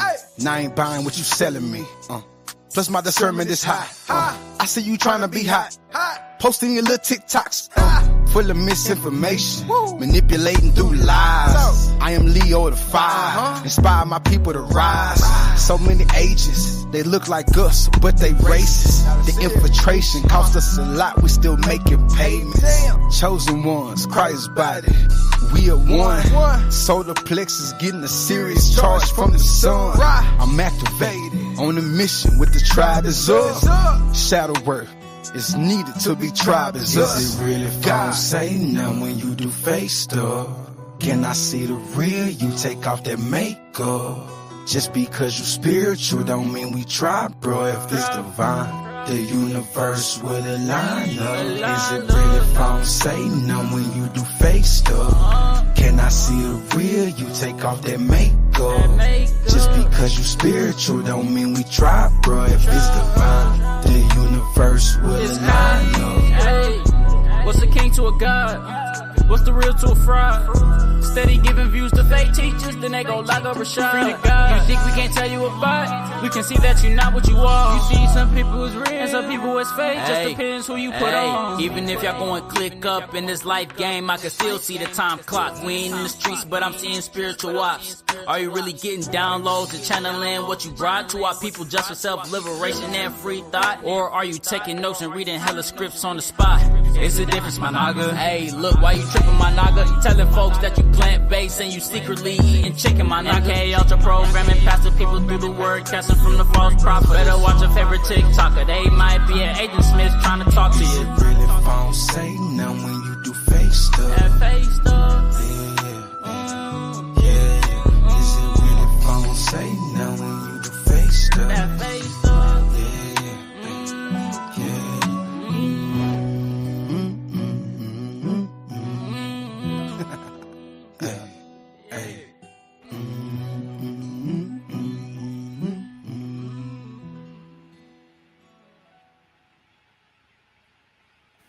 Hey. Y'all were stupid. Y'all were stupid. Don't be out here claiming you Man. vegan eating chicken now. Come on. You hear me? For real. Watch your favorite TikToker might be an Agent Smith trying to talk to you. Yeah, heard me. No, because I'm waiting to go viral. So Because many I'm NPCs on calling TikTok. everybody out. Everybody that charged somebody to do cord cuttings and you don't know how to cord cut and Come you on, don't Oh know my how to God. reseal let's the get aura. it. Word. If you cut in cords and you not resealing people auras, you are infiltrating their aura and letting dark energy seep back into their aura. Because I don't know who taught y'all that you The cut whole cords and time. you're not putting a whole hole in the aura. Whole So time. then they're like, oh yeah, you're gonna have to come back in 2 months to get another cord cut, and because it don't last. Nah, you just didn't know how to close that aura back. You hear me? But you, but you, Like, but yeah, like you said, but you getting $200. and you getting their money. $200 for cord cuttings out in these streets. They went and got cord cutting for dummies. And Let honestly, them man, Hey, I ain't gonna speak on no names. You know what I'm saying? Julio know for sure directly when I went through the situation. But it's big names out here that's really scamming. I didn't been scammed. You know what I'm saying? Like, Yeah. and they people that you watch on certain big platforms. You know what I'm saying? So y'all be out here using y'all discernment, family. You know what I'm saying? Because the thing is that they are in this Instead of giving position. views to fake teachers, then they go lock up Rashad. Come on now, Free free to God. God. What you talking about? Come Free on, to man. God. Yeah, you but hear I'm me? gonna break down why that is. You hear though. me? Because we are rising in consciousness, so people are gonna be surface level healing, so they gonna resonate more with the kind of fake stuff. They're gonna resonate with the people who don't really know what they're doing because They they don't know. dopamine pushers, family. They not healers. They just dopamine pushers. That's a fact. They know what hurts to vibrate on to get you to tune in to that weak shit. That Why vulnerability. you think Tyler Perry got all the Exactly. money he got? It's the same strategy. Mm-hmm. I know I just went somewhere else. Exactly. It literally, it's like the baby songs. Man, what? Right. Hey, It's all enlightenment and alignment. That chicken bar though. Okay, that chicken bar. Let's talk about it. I'm tired of that personally. People being like, "Oh yeah, I'm vegan," but when I travel, Big you know, they don't facts. got vegan food, so I gotta eat chicken. I'm like, I've been vegan for 8 years. What you talking about? What I tell y'all behind the scenes, say family. All my food get cooked by my wife in the crib. I'm like that's how when I ain't saying you gotta be there in the street, but I'm saying you whenever somebody talking to you that's supposed to your lifestyle is supposed to resonate and be a representation of what you projected online. It's a lot of online spiritual people, but in real life, you know what I mean? It's like, who are you for real? You know what I'm saying? That's Like, right. you know. Oh, man. Like I said, I ain't gonna lie. One of my favorite bars on the record, as far as my own verse, because I'm always a fan of Kashi, that's just how I am naturally.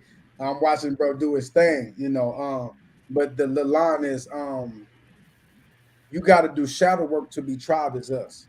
You know what I'm saying? And I don't think people get that part. It's a lot of people that I done had niggas throw slugs at me online, about me not being a tribe. Niggas are they tribe. They don't want to link up. They don't want to. My nigga, because you goofy, bro. What you doing on your page, I don't align with. You on your page, you on your page trying to go to war with the government. My nigga, that is so low vibrational conscious. My nigga, like, there's Like, different always ways. at war with somebody. Like it's a time and a place for everything. But if you're not aligning with your ancestors, with meditation, with with raising I get that part. I'm with you too. But we gotta be smarter. A lot of our people die because we tried to go infiltrate some shit with no plan. Exactly. You know what I'm saying? So I see you are in your root chakra, my nigga. My naga, like Ka say, you are in your root chakra. You know what I'm saying? So really, in a lot of these people out here giving information, they giving it from a root chakra place. You know what I'm saying? They damn near, they're like you said, it's almost like it's relatability talk. Right. That's what it is. And it's because everybody goes through stages. I don't know if they realize, but it's like first you go through, all your hardships. Then you realize, oh, it's not the people around me, it's society. So then now you're mad at the government. But then you get back mad at your community because then you like, so why ain't nobody turn up? So we just all, so then you go through an angry phase. Because they And know then everybody can resonate with pain. right. And then once you finally leave that anger phase, you go into that isolation. And then now you start applying the knowledge. And then it's like, oh, okay, so I can't fight that war yet because now I see, like you said, why other people got killed and why certain people got caught up in something because they stopped at that angry phase. And the government, when you get out of just a conscious mindset into a spiritual mindset, you realize the government really don't have no power. It's all a spiritual thing. It's a shadow. The shadow realm is a shadow. All these things are being ran and being operated through spiritual deities and entities. Because we asked for this. They think it's a physical war every time, and it's not. It's a mental and a spiritual war we're going through right now. Exactly. This is definitely chess and not checkers. And what's so deep is that right now we are being blessed and we are loving this moment as the chosen ones because we have been in a death and a rebirth. But this year we are in the this is not even the rebirth year, but this is the preparation for the rebirth. We are finally here. You see what I'm saying? There's no veil. Like me and Kai talked about on the phone. The only veil that's there is if you believe there's a veil. We are the only veil. You know that if that's what you want to align with. Because last year, 2022, was the 6th year. So this is all about the Cancerian energy, finding that home within yourself. So it's going to deal with a lot of emotional traumas, a lot of instabilities, bringing the trauma up into the light. Because then the moon also goes through a dark phase, right? And the 6th works with the number with the Cancerian energy. So the 6th was bringing you back to where you don't have love within yourself. So then now when we hit that winter solstice, now it's like, all right, how can I start healing it? How can I start moving forward? Because you're getting prepared for that 7th year, which is now about applying the knowledge, being the knowledge, and attracting your community, attracting your tribe. But then the 7 is all about spirituality, so it comes back to that phase thing again. So then now when we moved into that 8 next year, that's where it's not just about the karmic debt and all of that, it's also about abundance. So that's when you're really going to start receiving the things that you're working for because you were supposed to be handling it during the 6th and 7th year and putting yourself in alignment so that when we get to that 9 year, you completed the cycle and now you can have them new beginnings and watch everybody take off when we hit that recycle. Right. That's why Really, it's so important. 2025. You got to make sure your intentions are pure and make sure your intentions are beautiful because if you don't plant seeds of goodness, you're not going to get nothing that you manifested. It's all going to turn backwards. It's going to spoil. You can't go into this thinking that you're going to get blessings by deceiving people. That's not how this works. Yeah, because then you'll have the opposite experience during the 8 year and the 9 year. Yes. You're only That going 999 going to be the ending of something that you don't want it to be the end of if you don't quit playing. Because you're always reaping something, and something will always be sown. So you got to be careful of what you're sowing. You know, those tables always turn. When people say I ain't got no karma, I ain't got. Well, what did you do yesterday? Okay. You know, and none of us are perfect. So at some point, you could have did something yesterday to create karma. Yes. You know what I'm saying? You create your own reality. People say, I healed trauma from this. Okay, let's say you healed all your karma for this lifetime. You have other lifetimes. If you care about getting to this higher aspect of yourself, your divine matrix, your oversoul, your Merkaba, you want to get to this area, you really don't want to come back here, you really about the ascended life, you really about Christ conscious, well then you got to go. The universe has law and order. We can't go around this the way that things are operating. You know what I'm saying? Yeah, and the only way for real I feel people can see if they really did that much work is when they're able to become a monk and not be a part of society. You gotta detach. Because the only way you know that you fulfill everything is when you have, like he said, detachment from everything. That's why Buddhism is all about detachment. But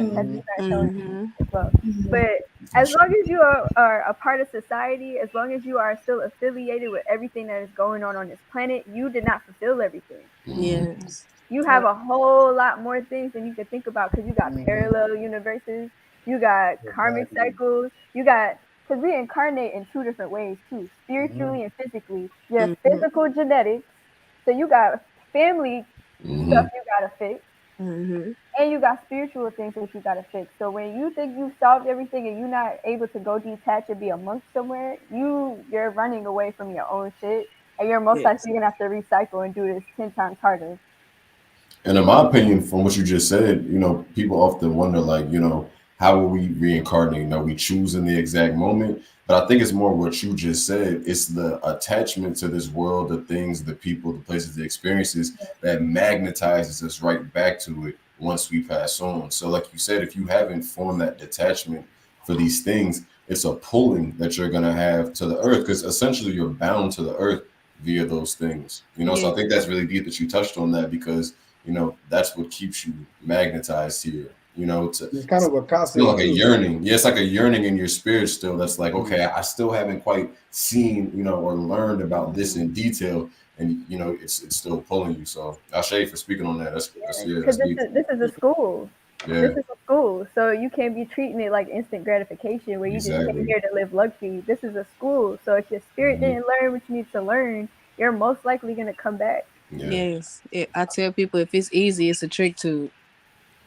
And this spiritual journey is not supposed to be comfortable at all. If you comfortable along this ride, you ain't doing something right. You need to go ahead and start back. Don't pass go. Don't collect $200. Go ahead, go back and reread the instructions and try again, because you ain't doing something right. Man, I had talked about this too on my one of my lives about how how spirituality is not for the weak and how it's not a game. You know what I'm saying? We really have to go through those dark moments, those dark times of real life. All them demons that we done swept up under the rug, it's time to lift that baby up. Like it's time to get them a hug. Let them fly. You know what I'm saying? So for sure. And then and what's deep is that we talk about a lot of things. Family, just your inner child alone will do a number on you. Just your inner child alone. I think a lot of us don't even understand. Like, I've talked to a few people. There's a tough guy mentality when it comes to I ain't got no inner child. My nigga, you was a child. What are you talking about? You have a childhood? Do you have inner child, bro? Like, what are you talking about? You know what I'm saying? Like, it's not. You know what I mean? It's like I used to be around niggas so tough that nigga, I ain't drinking that Starbucks and I don't eat Skittles because they got their colors. And they're like stupid stuff like that, like super. You're like you're weird, bro. You're taking you're weird. Like, but when it comes to the inner child, it's like, bro, I ain't gonna lie to y'all. That I feel like healing your inner child is the key to ascension, bro. Yes. Like, no cap, because first and foremost, you can't even start touching your shadow for real until you hear your inner child. That's just like, it's just inevitable, because what's going to happen is every time, put it like this, you can, but it's going to be harder. So when you're doing shadow work, which is you're dealing with your shadow with, maybe like relationship situation, or things that happen since you've been an adult, and things that are not from your childhood. That childhood trauma is going to come up now. It's in your relationship. So now you're not just dealing with the relationship. Now you're dealing with this nigga and your father. You're dealing with her and your mother. You know what I'm saying? All at the same time. So, what'd you say, family? That hit different. I almost choked on my drink, Lord. And I look at it too, because it's like, we know, like, when kids come into this world, right, they don't have the veil over their eyes, so they can see more. They speak light language, so they connected to God more. So I feel like staying in tune with your inner child is how you stay close to God. Yeah. I say. That's why, how important was that in scripture? They always talking about the key to the kingdom of heaven is to be childlike. They was always giving that tidbit. Even for those people who are closely aligned with that, it's like that truth is always there. That I think you're always taught who you are. Your inner child knows who you are, but because of your environment, your family, your situations, you're conditioned into who you are and not who you were born to be. Y'all see the God Energy logo? That's literally the meaning of that. What Nefer Soul was just breaking down, like, it's a baby. It literally is a baby. The God Energy, because they're still connected. That's the symbolicness of that. I be telling people, I used to make a joke when I was younger. I was be like all my little, like, I was like a godfather, like, I so many kids for some reason. Well, because I always wanted to have a child. But I would talk to babes. I'd be like, man, we can get them to talk or understand what they're talking about. They can tell us how to get $1 million right now. I bet they can. Mm-hmm. I say that about babies. Like, come on, I know you know how to get that $1 million, bro. You know what I'm saying? Like, Thanks. you And a know, lot of it is because we spend the first 7 years of our life building that foundation, that root chakra. Yes. So it's literally, if your foundation ain't right, it's going to determine your house is going to break down later. So it's like that foundation really sets the tone for the rest of your life. That's true. And a lot of people don't know that they building on weak foundation. They scared to go check. I was about to say that too. I was just about to say, you'd be surprised how many people who don't want to go back and relive those memories and heal from those memories, those experiences. Like, and knowing that's the progression within spirituality, within your ascension. Yes. That's where it came in. I forgot which one of y'all said it, but y'all made me think about it. That's a different perspective. You have to merge with your inner child. Don't be scared. Hug it and merge with your inner child. Sit down and do some work with you. See how what you been up to. What can I do to help you? Like, a lot of people are scared to even look themselves in the mirror and see their younger selves. Facts. Sure.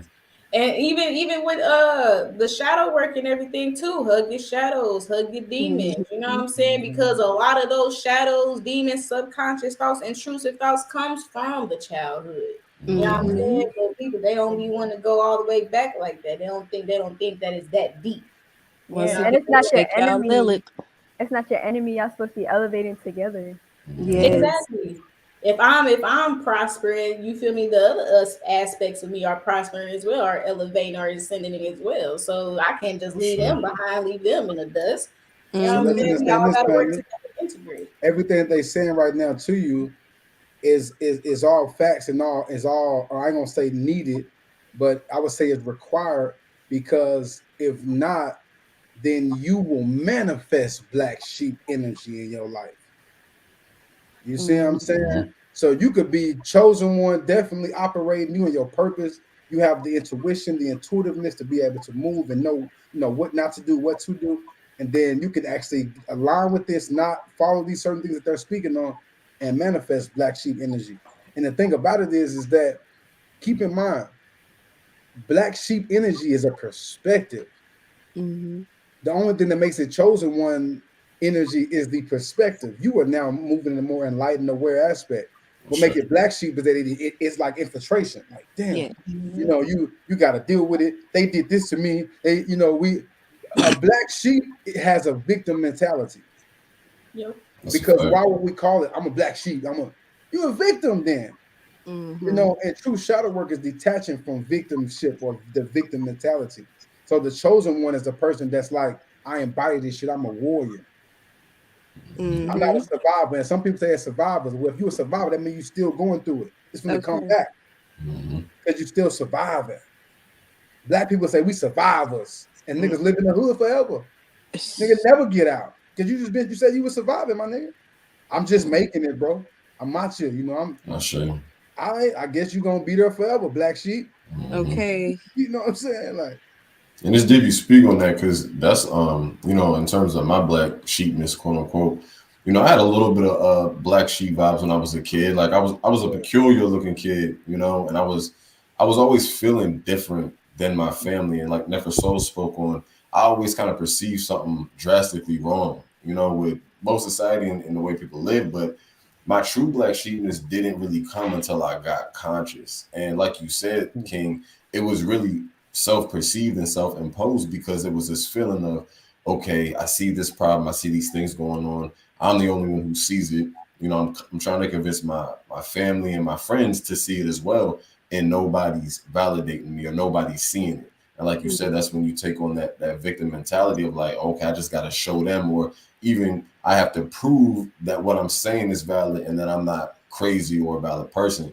So it's like you said, it can really be an internal victimizer kind of mindset that constantly fuels you to have to prove yourself, to constantly, have to make sense of who you are and constantly translate your soul. So I feel like that kind of comes with the territory of getting, whether you want to call it conscious or spiritual, because it takes the blinders off of you, and you realize everybody else still has the blinders on.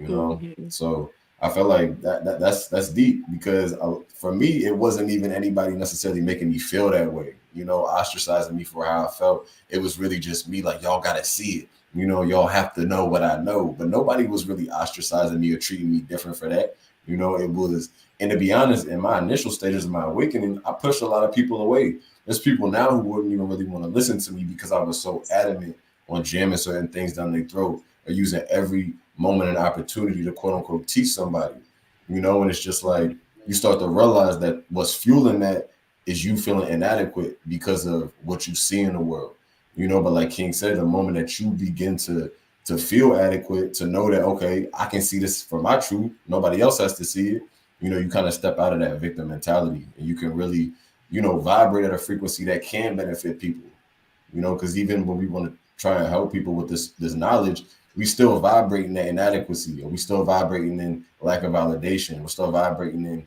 insecurity, you know. And that's never going to translate when it comes to the energy. Mhm. So I feel like that's deep what you're speaking on, my brother. That's deep what you just said. Shit. Yeah. Thanks. Hey, I'm just following your lead, you know the So vibes. would you say you realized you were your own worst enemy? Yeah, for sure. Mm. For sure. Yeah. At what moment? And to be honest, I had to Hold realize, on, because she asked a valid question. And I Okay. think this might be Shadowbrook for you right now, live. At what That is moment, good. bro, did you At what- realize? when I realized that Source didn't need me to teach anybody or to awaken anybody, it was almost arrogant to assume that me, some boy born in South Jersey, was compelled to do what Source wasn't already capable of doing itself. And it was like, yo, you're bugging and you're playing yourself, because there's no need, like, and you know what they say is like, those who know don't say, and those who say don't know. It's like, Source doesn't even need you to break the silence with your voice to quote unquote educate somebody. It's gonna happen in due time. So once I realized that and embodied that, it was like, oh wow, like not only am I wasting my energy, but I'm allowing it to perceive myself differently. You feel me? So that was it for real, for real. That was when I was like, oh, I'm gonna live my life, you know? And you know what it is, family? Which we're supposed to be doing a part 2. We haven't brought it back since Instagram. That's self-sabotage. Ooh. I was gonna say OD. Source tamed your ego. Ooh. Yep.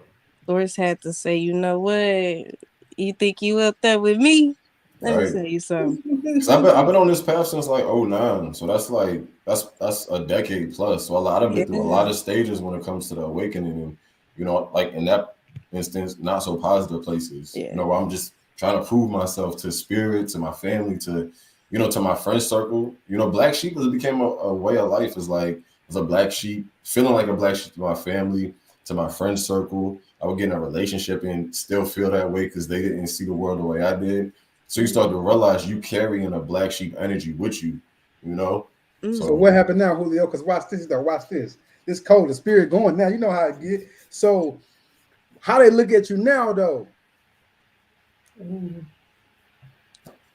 You chosen now, ain't you? Oh yeah, yeah. And like I said, now, you know, to be honest, I don't know how they look at me because I'm not worried about it. You feel me? I'm That's not. even harder.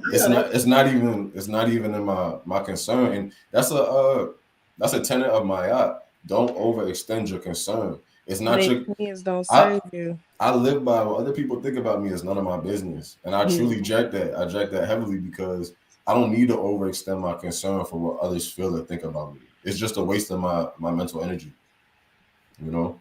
Now that's hard, bro. Okay. It's real life. It's life, That's man. deep.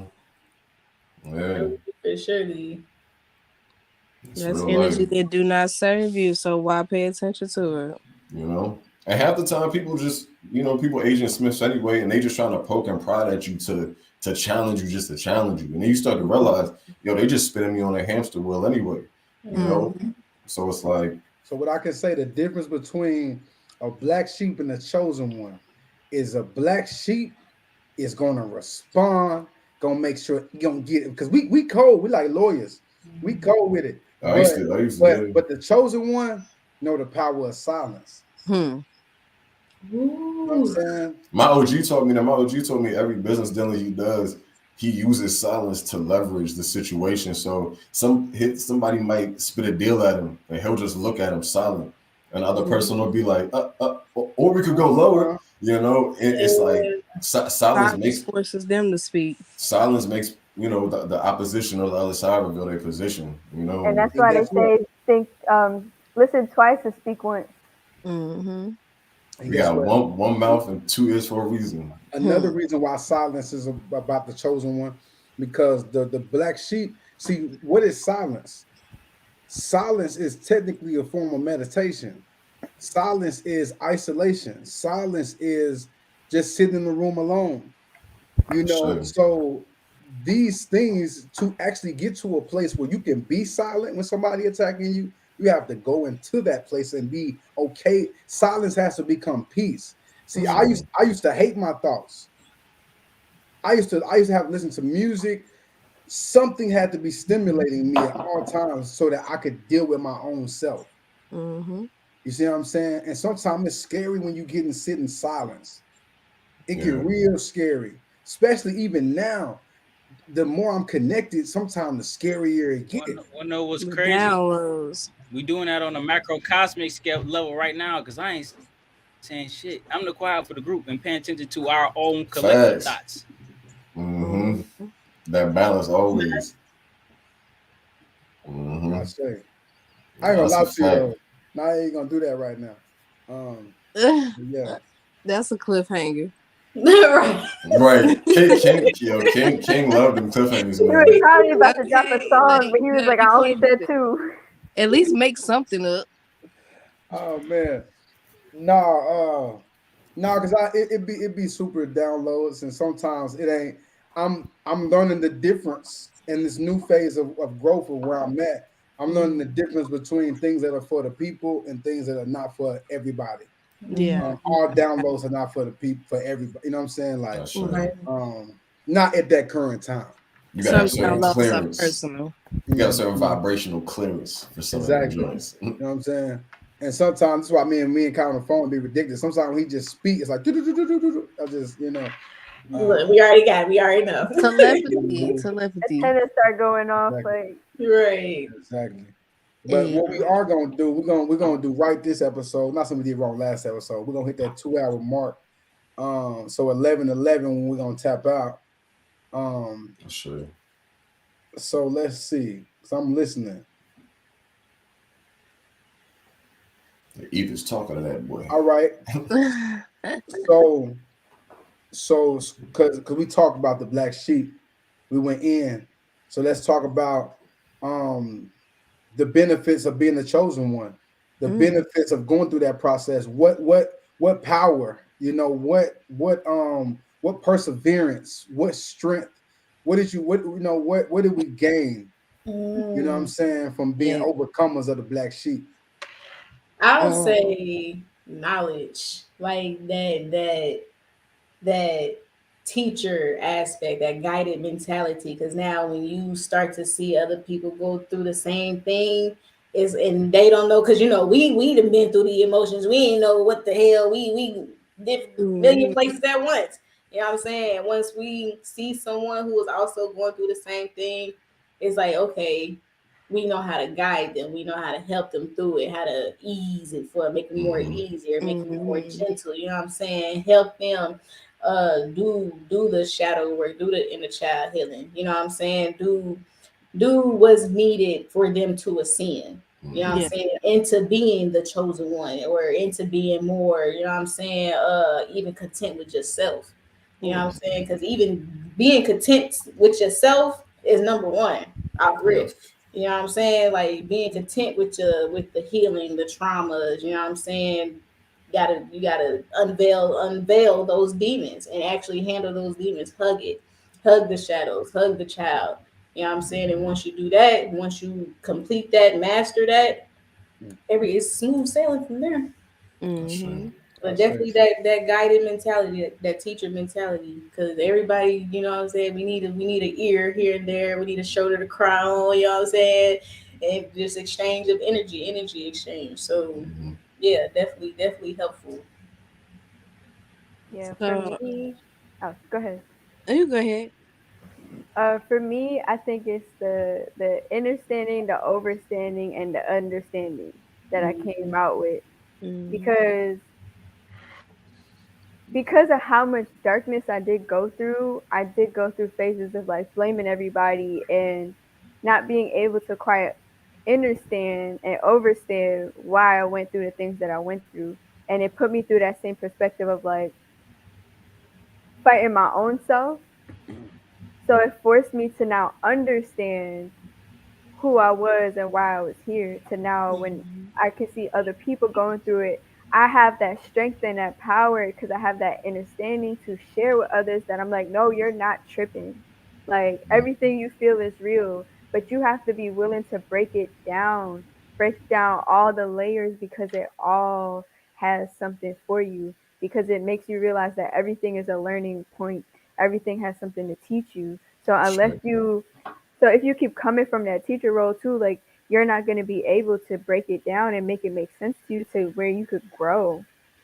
So when we just keep going through shit, and don't try to have that inner dialogue, because that's what I'm noticing a lot. When people feel like they can't get results, it's because they didn't even really think about what they going through. Like they'd be like, "Oh, I'm upset and I'm not grounded," and I'm like, "Okay, well, why aren't you grounded?" And they're like, "I don't know, I'm just not grounded." And I'm like, "Okay, but like, Because you talk about how you're not grounded.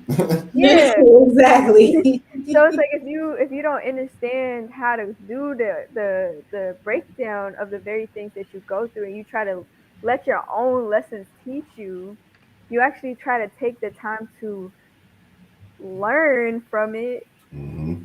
then it's not going to serve a purpose and you're not going to get anywhere, and you're going to feel like you're stuck in a cycle. All right. Sure is.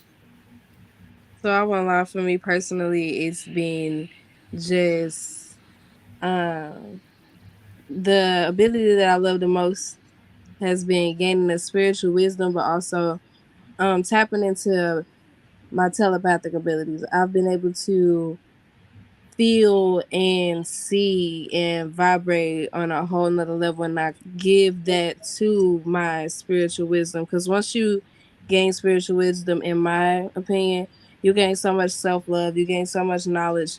Exchanging knowledge between different beings, if you're a person that has a problem with authority, becomes an easy breeze. Being able to understand people, if you're a guarded person, becomes an easy breeze. Being able to self-love instead of self-sabotage becomes an easy thing. So it's like once you gain spiritual knowledge, I feel like Source blesses you with at least an inkling of a hint of what you're supposed to be tapped into. And once you get a taste of that, you chase it. For me, I feel like it's you get that first high every time, especially when you're walking in love and light and your essence. When you know better, you do better. And when Source know you're doing better by knowing better, you get all type of blessings, downloads, as we like to call them. All right. Mm-hmm. You ain't never lied. No, that's ooh. Mm-hmm. I thought that was I more. say, We got some episode. We got some momentum behind it. Quick. No, for facts. Yeah, there's many rewards to being the chosen one. You know what I'm saying? Like many different aspects, especially with experience. Those experiences, those different experiences are, you know what I'm saying, those rewards and everything. Because the only thing that's constant is change. Oh You know yeah. what I'm saying? And by us being able to adapt to not only the change but to other energies as well, that's also like a reward to being the chosen one. You know what I'm saying? Knowing how to change, how to be a chameleon, you know what I'm saying, how to maneuver within the energetic fields of not just around us but of other people. and I would say, for me, um, the benefits of going from that place to this place is that like any information or anything that I have or any experience or whatever, you know, I went through every like Nipsey said, I felt every emotion of every process. And so it makes me like a chameleon anywhere I go. you know, kind of like relatable and can tap in with anything, and be able to be powerful and shift and alchemize anything. Because I damn near feel like I've been through everything. You know what I'm saying? Mhm. Also, as a chosen one, you know, passions, man. I didn't know that I had so many passions. You know, even being on here talking with y'all, man. You know, I've been rapping and doing music my whole life, so that's something that and putting out music and concert shows, whatever, like having that aspect of it. And I thought that was my like one of my only passions, you know, doing music. So once you get out that dark place of the black sheep, because the black sheep is stuck in their head and an overthinker and really operating off their subconscious. So you're really not even in control. And the subconscious is, you know, controlling our life. So and root chakra is blocked and just very much so distorted. So once we balance out that root chakra, man, you get so many passions come up. And so I've gained so many passions, and these passions are passions that changed my life. Like Nefer Soul was saying, you know, I do this for a living, you know, and heal and promote and do and put out high vibrational vibes and, you know, and do other things to connect with business things that so, but all for the goal of raising the vibration of the collective. And honestly, if you're working or we'll always be miserable if we're doing something that's not connected with our passion. So, you know, when you get to this place, it's a very big benefit. Family, search for y'all passions. And what's so deep about it is you might have to try something. Kyle said he just started painting one day, just boom, boom, boom. Now he loves painting. You just have to tap in and try things, you know what I'm saying? But for me, I would say one of my biggest benefits is passion and also being able to love my wife, love divine feminine energy, you know, love my mother, love my sister. So I was such an angry masculine. I was so tough and had to be, not that I was disrespectful, but it was a kind of hard to turn it off sometimes in the sense of, you know, so I learned how to love the divine feminine because I learned how to connect with the divine feminine. You know what I'm saying? So that's powerful. Yeah, and I was gonna say that too. Like it's that love. That's a beautiful thing about being a chosen one is you bring so much love back. Yes. You restored it. You restored it, and everything around you too. You do it on accident, like you know what I'm saying. So I got a question that I want to ask all of y'all. Would y'all say that being a black sheep is the unevolved version of being a chosen one?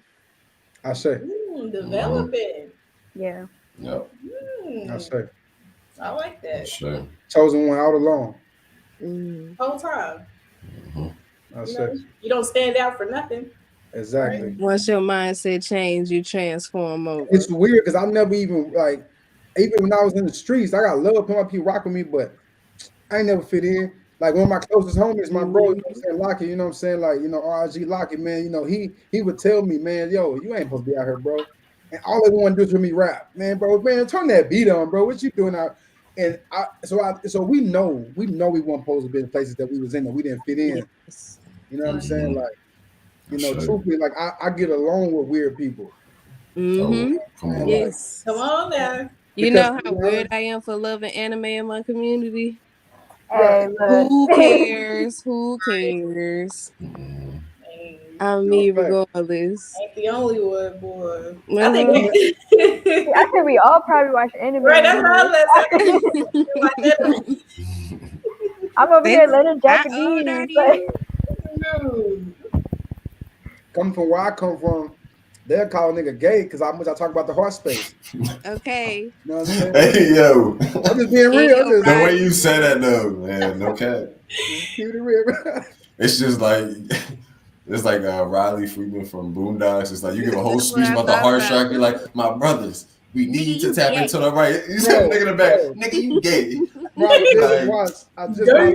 that's what we got. Can't have nothing.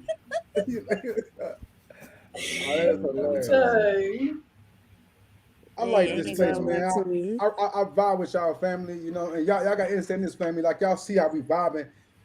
You can have high vibrational vibes the same way we used to have when we was kicking with the fam, and we can have downloads, deep connections, healing. And then you can laugh, have jokes. it's not like me and Kai talk about all the time. You have to take advantage of the 3D realm. There's power here as well, and it's also obviously we're going from duality to divinity, but that's a process, family. So if you're gonna be like, I'm just gonna be divine, you ain't gonna never have fun, bro. I'm gonna be honest with you. No And that's the cap. whole point. That's the No whole point of cap. this episode, because it's like everything that we all talked about was somebody projecting what they didn't get to enjoy on this Yeah. planet Whole time. whole time. If For you real. didn't cut off everything else, it's like, no, baby, I still like to kick it, and I still cuss you out in love and light. In love and light. Come on now. Don't do that. And a little bit of integrated darkness. For real. It's like, do you want the moon, or you want the regular moon, or you want Lilith? Pick one, because I agree. For real. That's that duality. Yes. Balance. Was you trying to say something, Mariah? Oh no. No, I just said right. Oh no, no. You kept turning the mic on and off, so I was like, oh, maybe she's trying to, play double dutch again. Mm-hmm. Well, I did want to say actually earlier when King said that once he got in touch with his heart space, he was able to show love for his goddess and for his mother and his sister and the women in his life more. I got a download last night that a lot of men, that are not in tune with their heart space, that either reject their feminine energy or just are at odds with their feminine energy. It's harder for them to connect with women, and even on an intimacy level as well. Yep. It's facts. Yeah. I ain't gonna lie, people be. I kind of got to pull this one out the bag too. A lot of that is because a lot of moms treat their sons like boyfriends. Oedipus complex. So hey, we probably gonna have to do a part 2. We gonna have to do a part 2 of that. How you gonna drop a bomb like that? Speak on that. Spirit was like, wow. Look, drop the mic. It really because be now like that's where my mind went to when not saying this was your particular experience, but when King said, now he's starting to love his women, all these different things. It's like that is a big part though. It's the type of family situations and dynamics that we come out of really puts a limitation on the way we're able to interact with others, because we don't get to be children without be like, get back in line because you got to be an adult. So then now when it's time to be an adult, you don't know how to be one because you're still trying to be a child. Yes. And kind of like to piggyback off that a little bit, like a lot of men don't want to admit the fact that, because speaking with a lot of men, I found out that they look at it as being a man and having sex early, but no, a lot of men were raped at a young age, having sex at 13, 14. That's not cool. But in the Black community, being a young boy having sex as early as possible makes you a grown man. No, that's rape, bro. You were raped. You were taken advantage of, and somewhere down the line, we need to talk about this, and we need to heal you from this, because now you're a womanizer. Most men that were like that are womanizers, and they can't figure out why.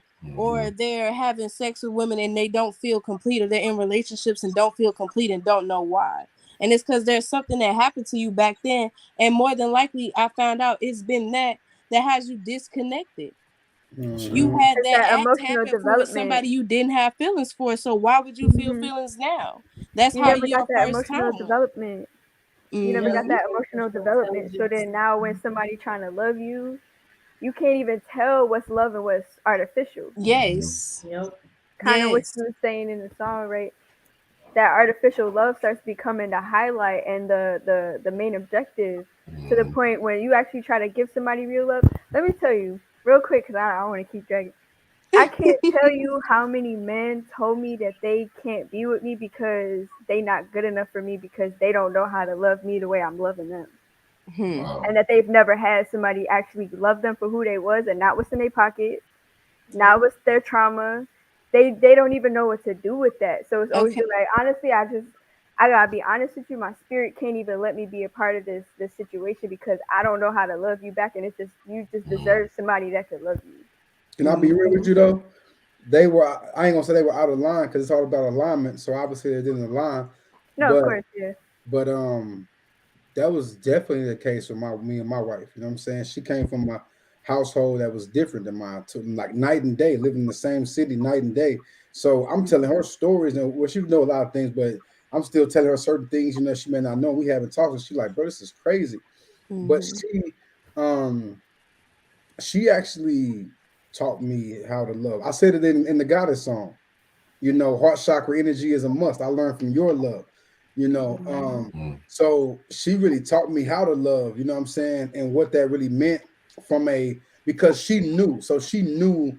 That's the difference too. She was there with me. She saw me like when we younger, and one day I'm at church. Now it's 3 months and she ain't seen me, or she go to my house. She thinks she about to see me, and she like, this is not normal for a kid not to be at their house. Like, what's going on? So she was seeing these certain things, so she understood. Okay, like his life. So she got to see the angry where I was. She got to see everybody call me to the point where they in the church telling her and her sister, you hang around him, you gonna get shot.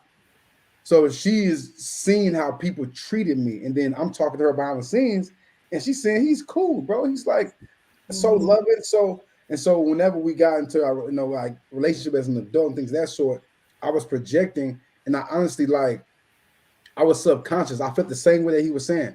I don't deserve you. I don't. And so you know what I did? I cheated. I stayed gone.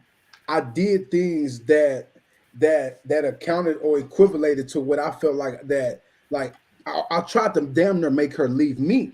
I didn't feel like self-sabotage. How you felt. You see what I'm saying? Because but truthfully, once I was open to the love, and this is the thing, it's why guys got to understand this. Men, if you are a man, whatever you want to call, call yourself, he, they, she, whatever. I'm not being funny, but I'm being serious.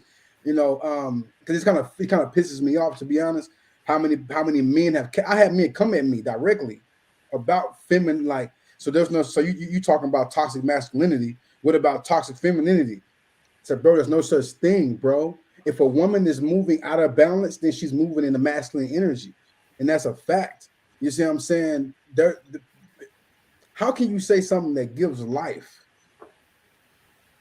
is not the purest thing on the planet? That is God, bro. Not saying that y'all can't be operating from a bad place, but my point is that, like, even though my wife, honestly, to keep it buck with you, nobody has hurt me worse than her. And nobody hurt her worse than me. But I promise you, nobody has ever. She was the example of love, even when she was low vibrational.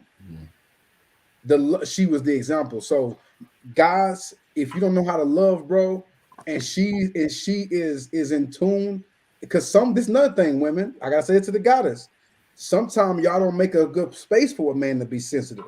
A man he be vulnerable, and then he gets shut down, or he get called weak, or you accept him in that moment, and then the argument come up. Now calling the nigga weak, he ain't finna cry in front of you again. You know what I'm saying? So it's two sides to it. Yeah, it takes both of us. Both people to do it. Cohesion.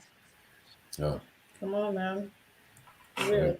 I said it before. You can't have one without the other. You know what I'm saying? You can't have the masculinity without the femininity. You can't have the femininity without the masculinity. You know what I'm saying? True. You gotta learn how to balance and have that duality and be open. A lot of people will, in relationships, I say, when it comes to arguing and feelings involved, heavy passion, most people they listen to respond instead of listening to understand. It's a debate and not an argument. And I tell people it's a fine line, but there's a big difference to me in debating and arguing. Arguing is exchanging information and agreeing to disagree, but at the same time, you're coming from a place of passion. When you're debating, you're coming from a place of hurt. Most times you're spewing things at each other. You're talking at each other and not talking with each other. You're not listening to them to understand where they're coming from. You listening to them so you know what to say next, so that you can stick their dagger in their neck. Like, it's a big difference. You got to know how to sometimes agree to disagree, but also it's okay to have emotions, but have logic too. Because it's supposed to be us against the problem, not us against us against the problem. Like, the problem is the issue. Yes. So we got to work together as a team to now solve the issue, which is outside of us, even though it's inside, but like not to where you're supposed to be combating when it's like you said, it's just passion. Y'all really just trying to love each other, but y'all don't know how to love each other Right. because there's an obstacle. Y'all not finding the right words at the right time because you feeling so many types of ways. But that's why I tell people, when you feeling, breathe, bruh. Just If breathe. you smoke, go hit it. Go hit the blunt a couple times. If you drink, go take your shot. Do whatever you need to do, because I don't judge nobody for what they do. Do whatever you need to do to make you feel like you. But don't go attacking your other half, your See? I ain't better gonna side. lie. That's not the thing. That's not the thing to do. Right. On the artificial love episode, we spoke on that, and that's loving from my root chakra, which is where passion lies, and not loving from my heart space, Mm-hmm. where true love. See, that's that red and that green. Yep. Loving from the red, that red heart, that Valentine's Day, which ain't nothing but about murder and sacrifice. Hmm. But instead of loving from the heart space, that green, that ma'at, energy, and truthfully, what people don't get is that the same way you can have the ma'at energy with divine feminine, and you talking about this green energy, you have that same energy with Ogun. That's green energy too, He's a god of war. and that's heart space energy as well. Mm. Come on now. So yeah, this is very powerful. I don't know what y'all doing, but I know what y'all trying to do. But I know what we gonna do. So y'all wouldn't even. The plan was to bring all y'all on her one by one, and we came back on her again. And now y'all done literally set like 3 or 4 more episodes in play. So we definitely finna get busy, y'all. So y'all get ready. I think we're gonna break down some of these subjects and bring y'all on one by one. And These some powerful subjects. I shame. Hey, we just gonna keep spewing more ideas, more subjects. Okay. I don't know if we ever gonna make it to individual ones, because obviously this tribe is tribing. It's tribing right now. Bob and tribing and deep down. What You did know, kids it's say? different One shit. band, one sound. What's that? We Oh rock. yeah, family. So we've had one vibe with the tribe, the Young Starseed edition. Would love to have another one. So anyone that has children, you know what I'm saying, and you want to bring them on, definitely inbox me, hit me up, or email at contactgodenergy@gmail.com. But yeah, we want to bring on. That was a very powerful episode. Having the babies come on here, we played a few games. I mean, it was fun. So that's something we definitely would love to do.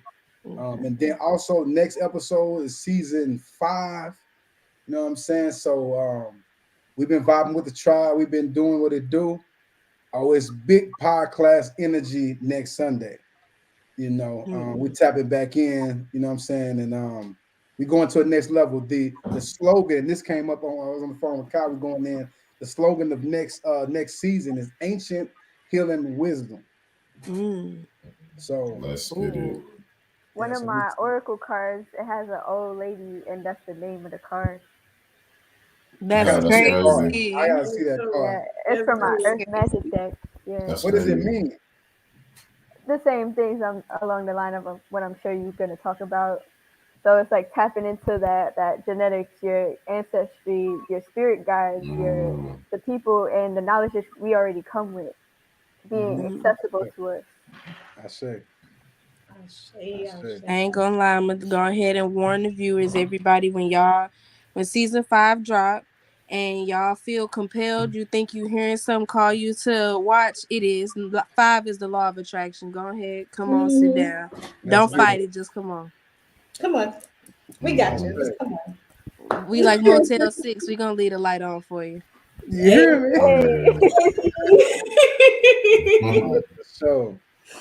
So I'm gonna play the God Energy promo, which, like I said, I supposed to play at the beginning of the episode. And then when I come back, y'all let me know which records y'all want to bring back. I think we're gonna rock out with one of them records again before we get out of here. So let's get it. Affirmations daily, you should join it. Love is the vibe and we own it. The universe been talking to the chosen.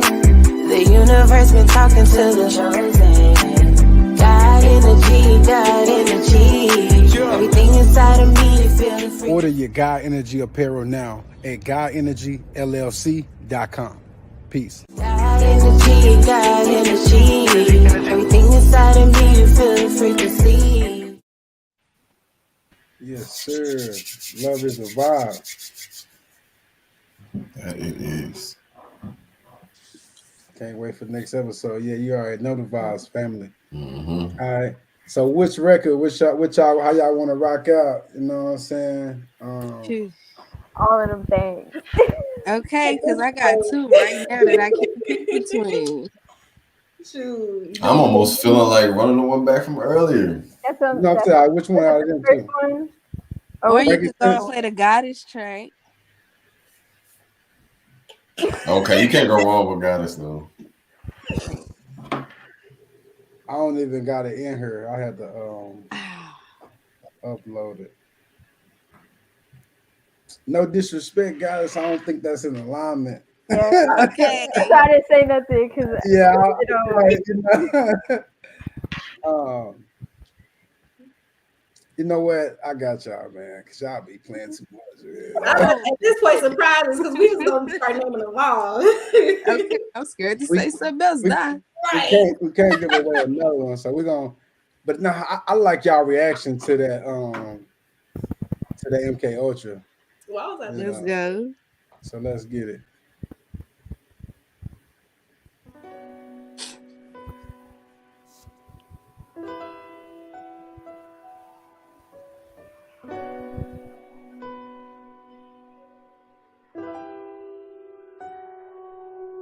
Is it really phone say now when you do fake stuff?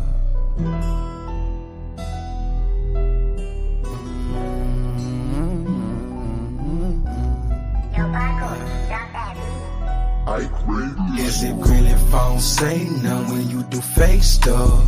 Can I see the real? You take off that makeup. Just because you spiritual don't mean we try, bro. Hey, we gotta keep it a buck, you feel The me? universe will align us. Is it really phone say I ain't now rocking when with you your do fake vibration. stuff?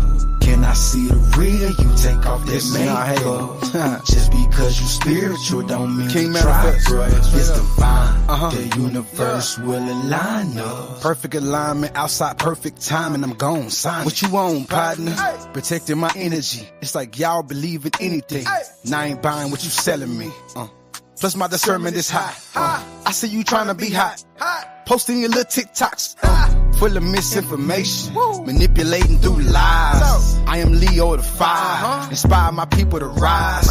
So many ages. They look like us, but they racist. The infiltration cost us a lot. We still making payments. Chosen ones, Christ's body. We are one. Solar plexus getting a serious charge from the sun. I'm activated on a mission with the tribe is up. Shadow work is needed to be tribe is us. Is it really phone say now when you do fake stuff? Can I see the real? You take off that makeup. Just because you spiritual don't mean we try, bro. If it's divine, the universe will align us. Is it really phone say now when you do fake stuff? Can I see the real? You take off that makeup. Just because you spiritual don't mean we try, bro. If it's divine, the universe will align us. Hey, what's a king to a god? What's the real to a fraud? Steady giving views to fake teachers, then they go lock up Rashad. Free to God. You think we can't tell you about? We can see that you're not what you are. You see some people is real and some people is fake. Just depends who you put on. Even if y'all going click up in this life game, I can still see the time clock. We ain't in the streets, but I'm seeing spiritual ops. Are you really getting downloads and channeling what you brought to our people just for self-liberation and free thought? Or are you taking notes and reading hella scripts on the spot? It's a difference, my naga. Hey, look, why you tripping, my naga? You telling folks that you plant-based and you secretly eating chicken, my naga. MK Ultra programming, passing people through the word, casting from the false prophet. Better watch your favorite TikToker. They might be an Agent Smith trying to talk to you. Is it really phone say now when you do fake stuff? That fake stuff. Yeah. Is it really phone say now when you do fake stuff? That fake stuff.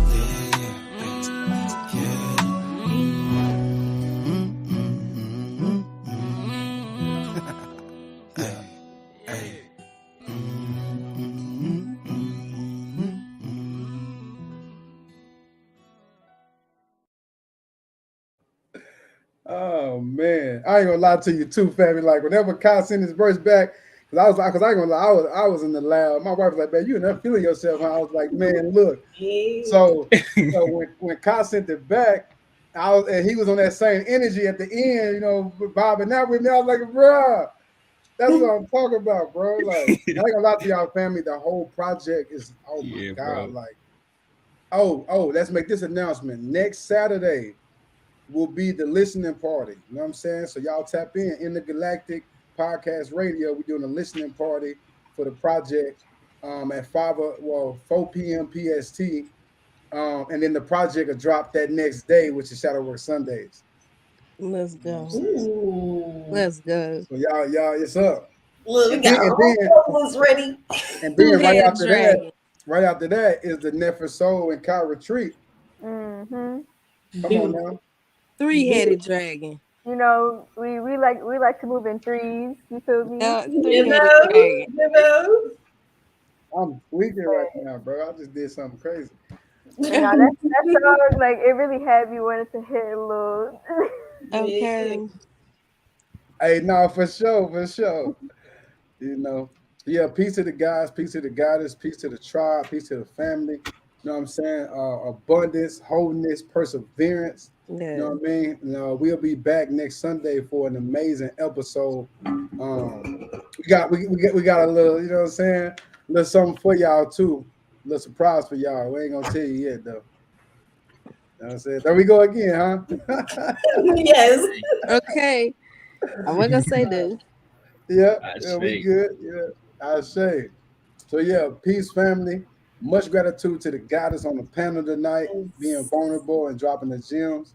Of course. Peace, love, and abundance. I say. Peace, love, and wholeness unto all the gods and goddesses. My third eye's open, I can see past the commotion. I can't get lost in the moment. Yeah. I live on the side with the chosen. Higher dimensions we going. Yeah. My third eye open, I can see past the commotion. Yeah. I live on the side with the chosen. Higher dimensions we going. Yeah. Guy done been through enough, I would say. Energy different, the frequency change. My third eye is open, I don't see the same. I am not playing, I don't rap in the game. I am my affirmation manifest. My third eye's open, I can see past the commotion. I can't get lost in the moment. Yeah. I live on the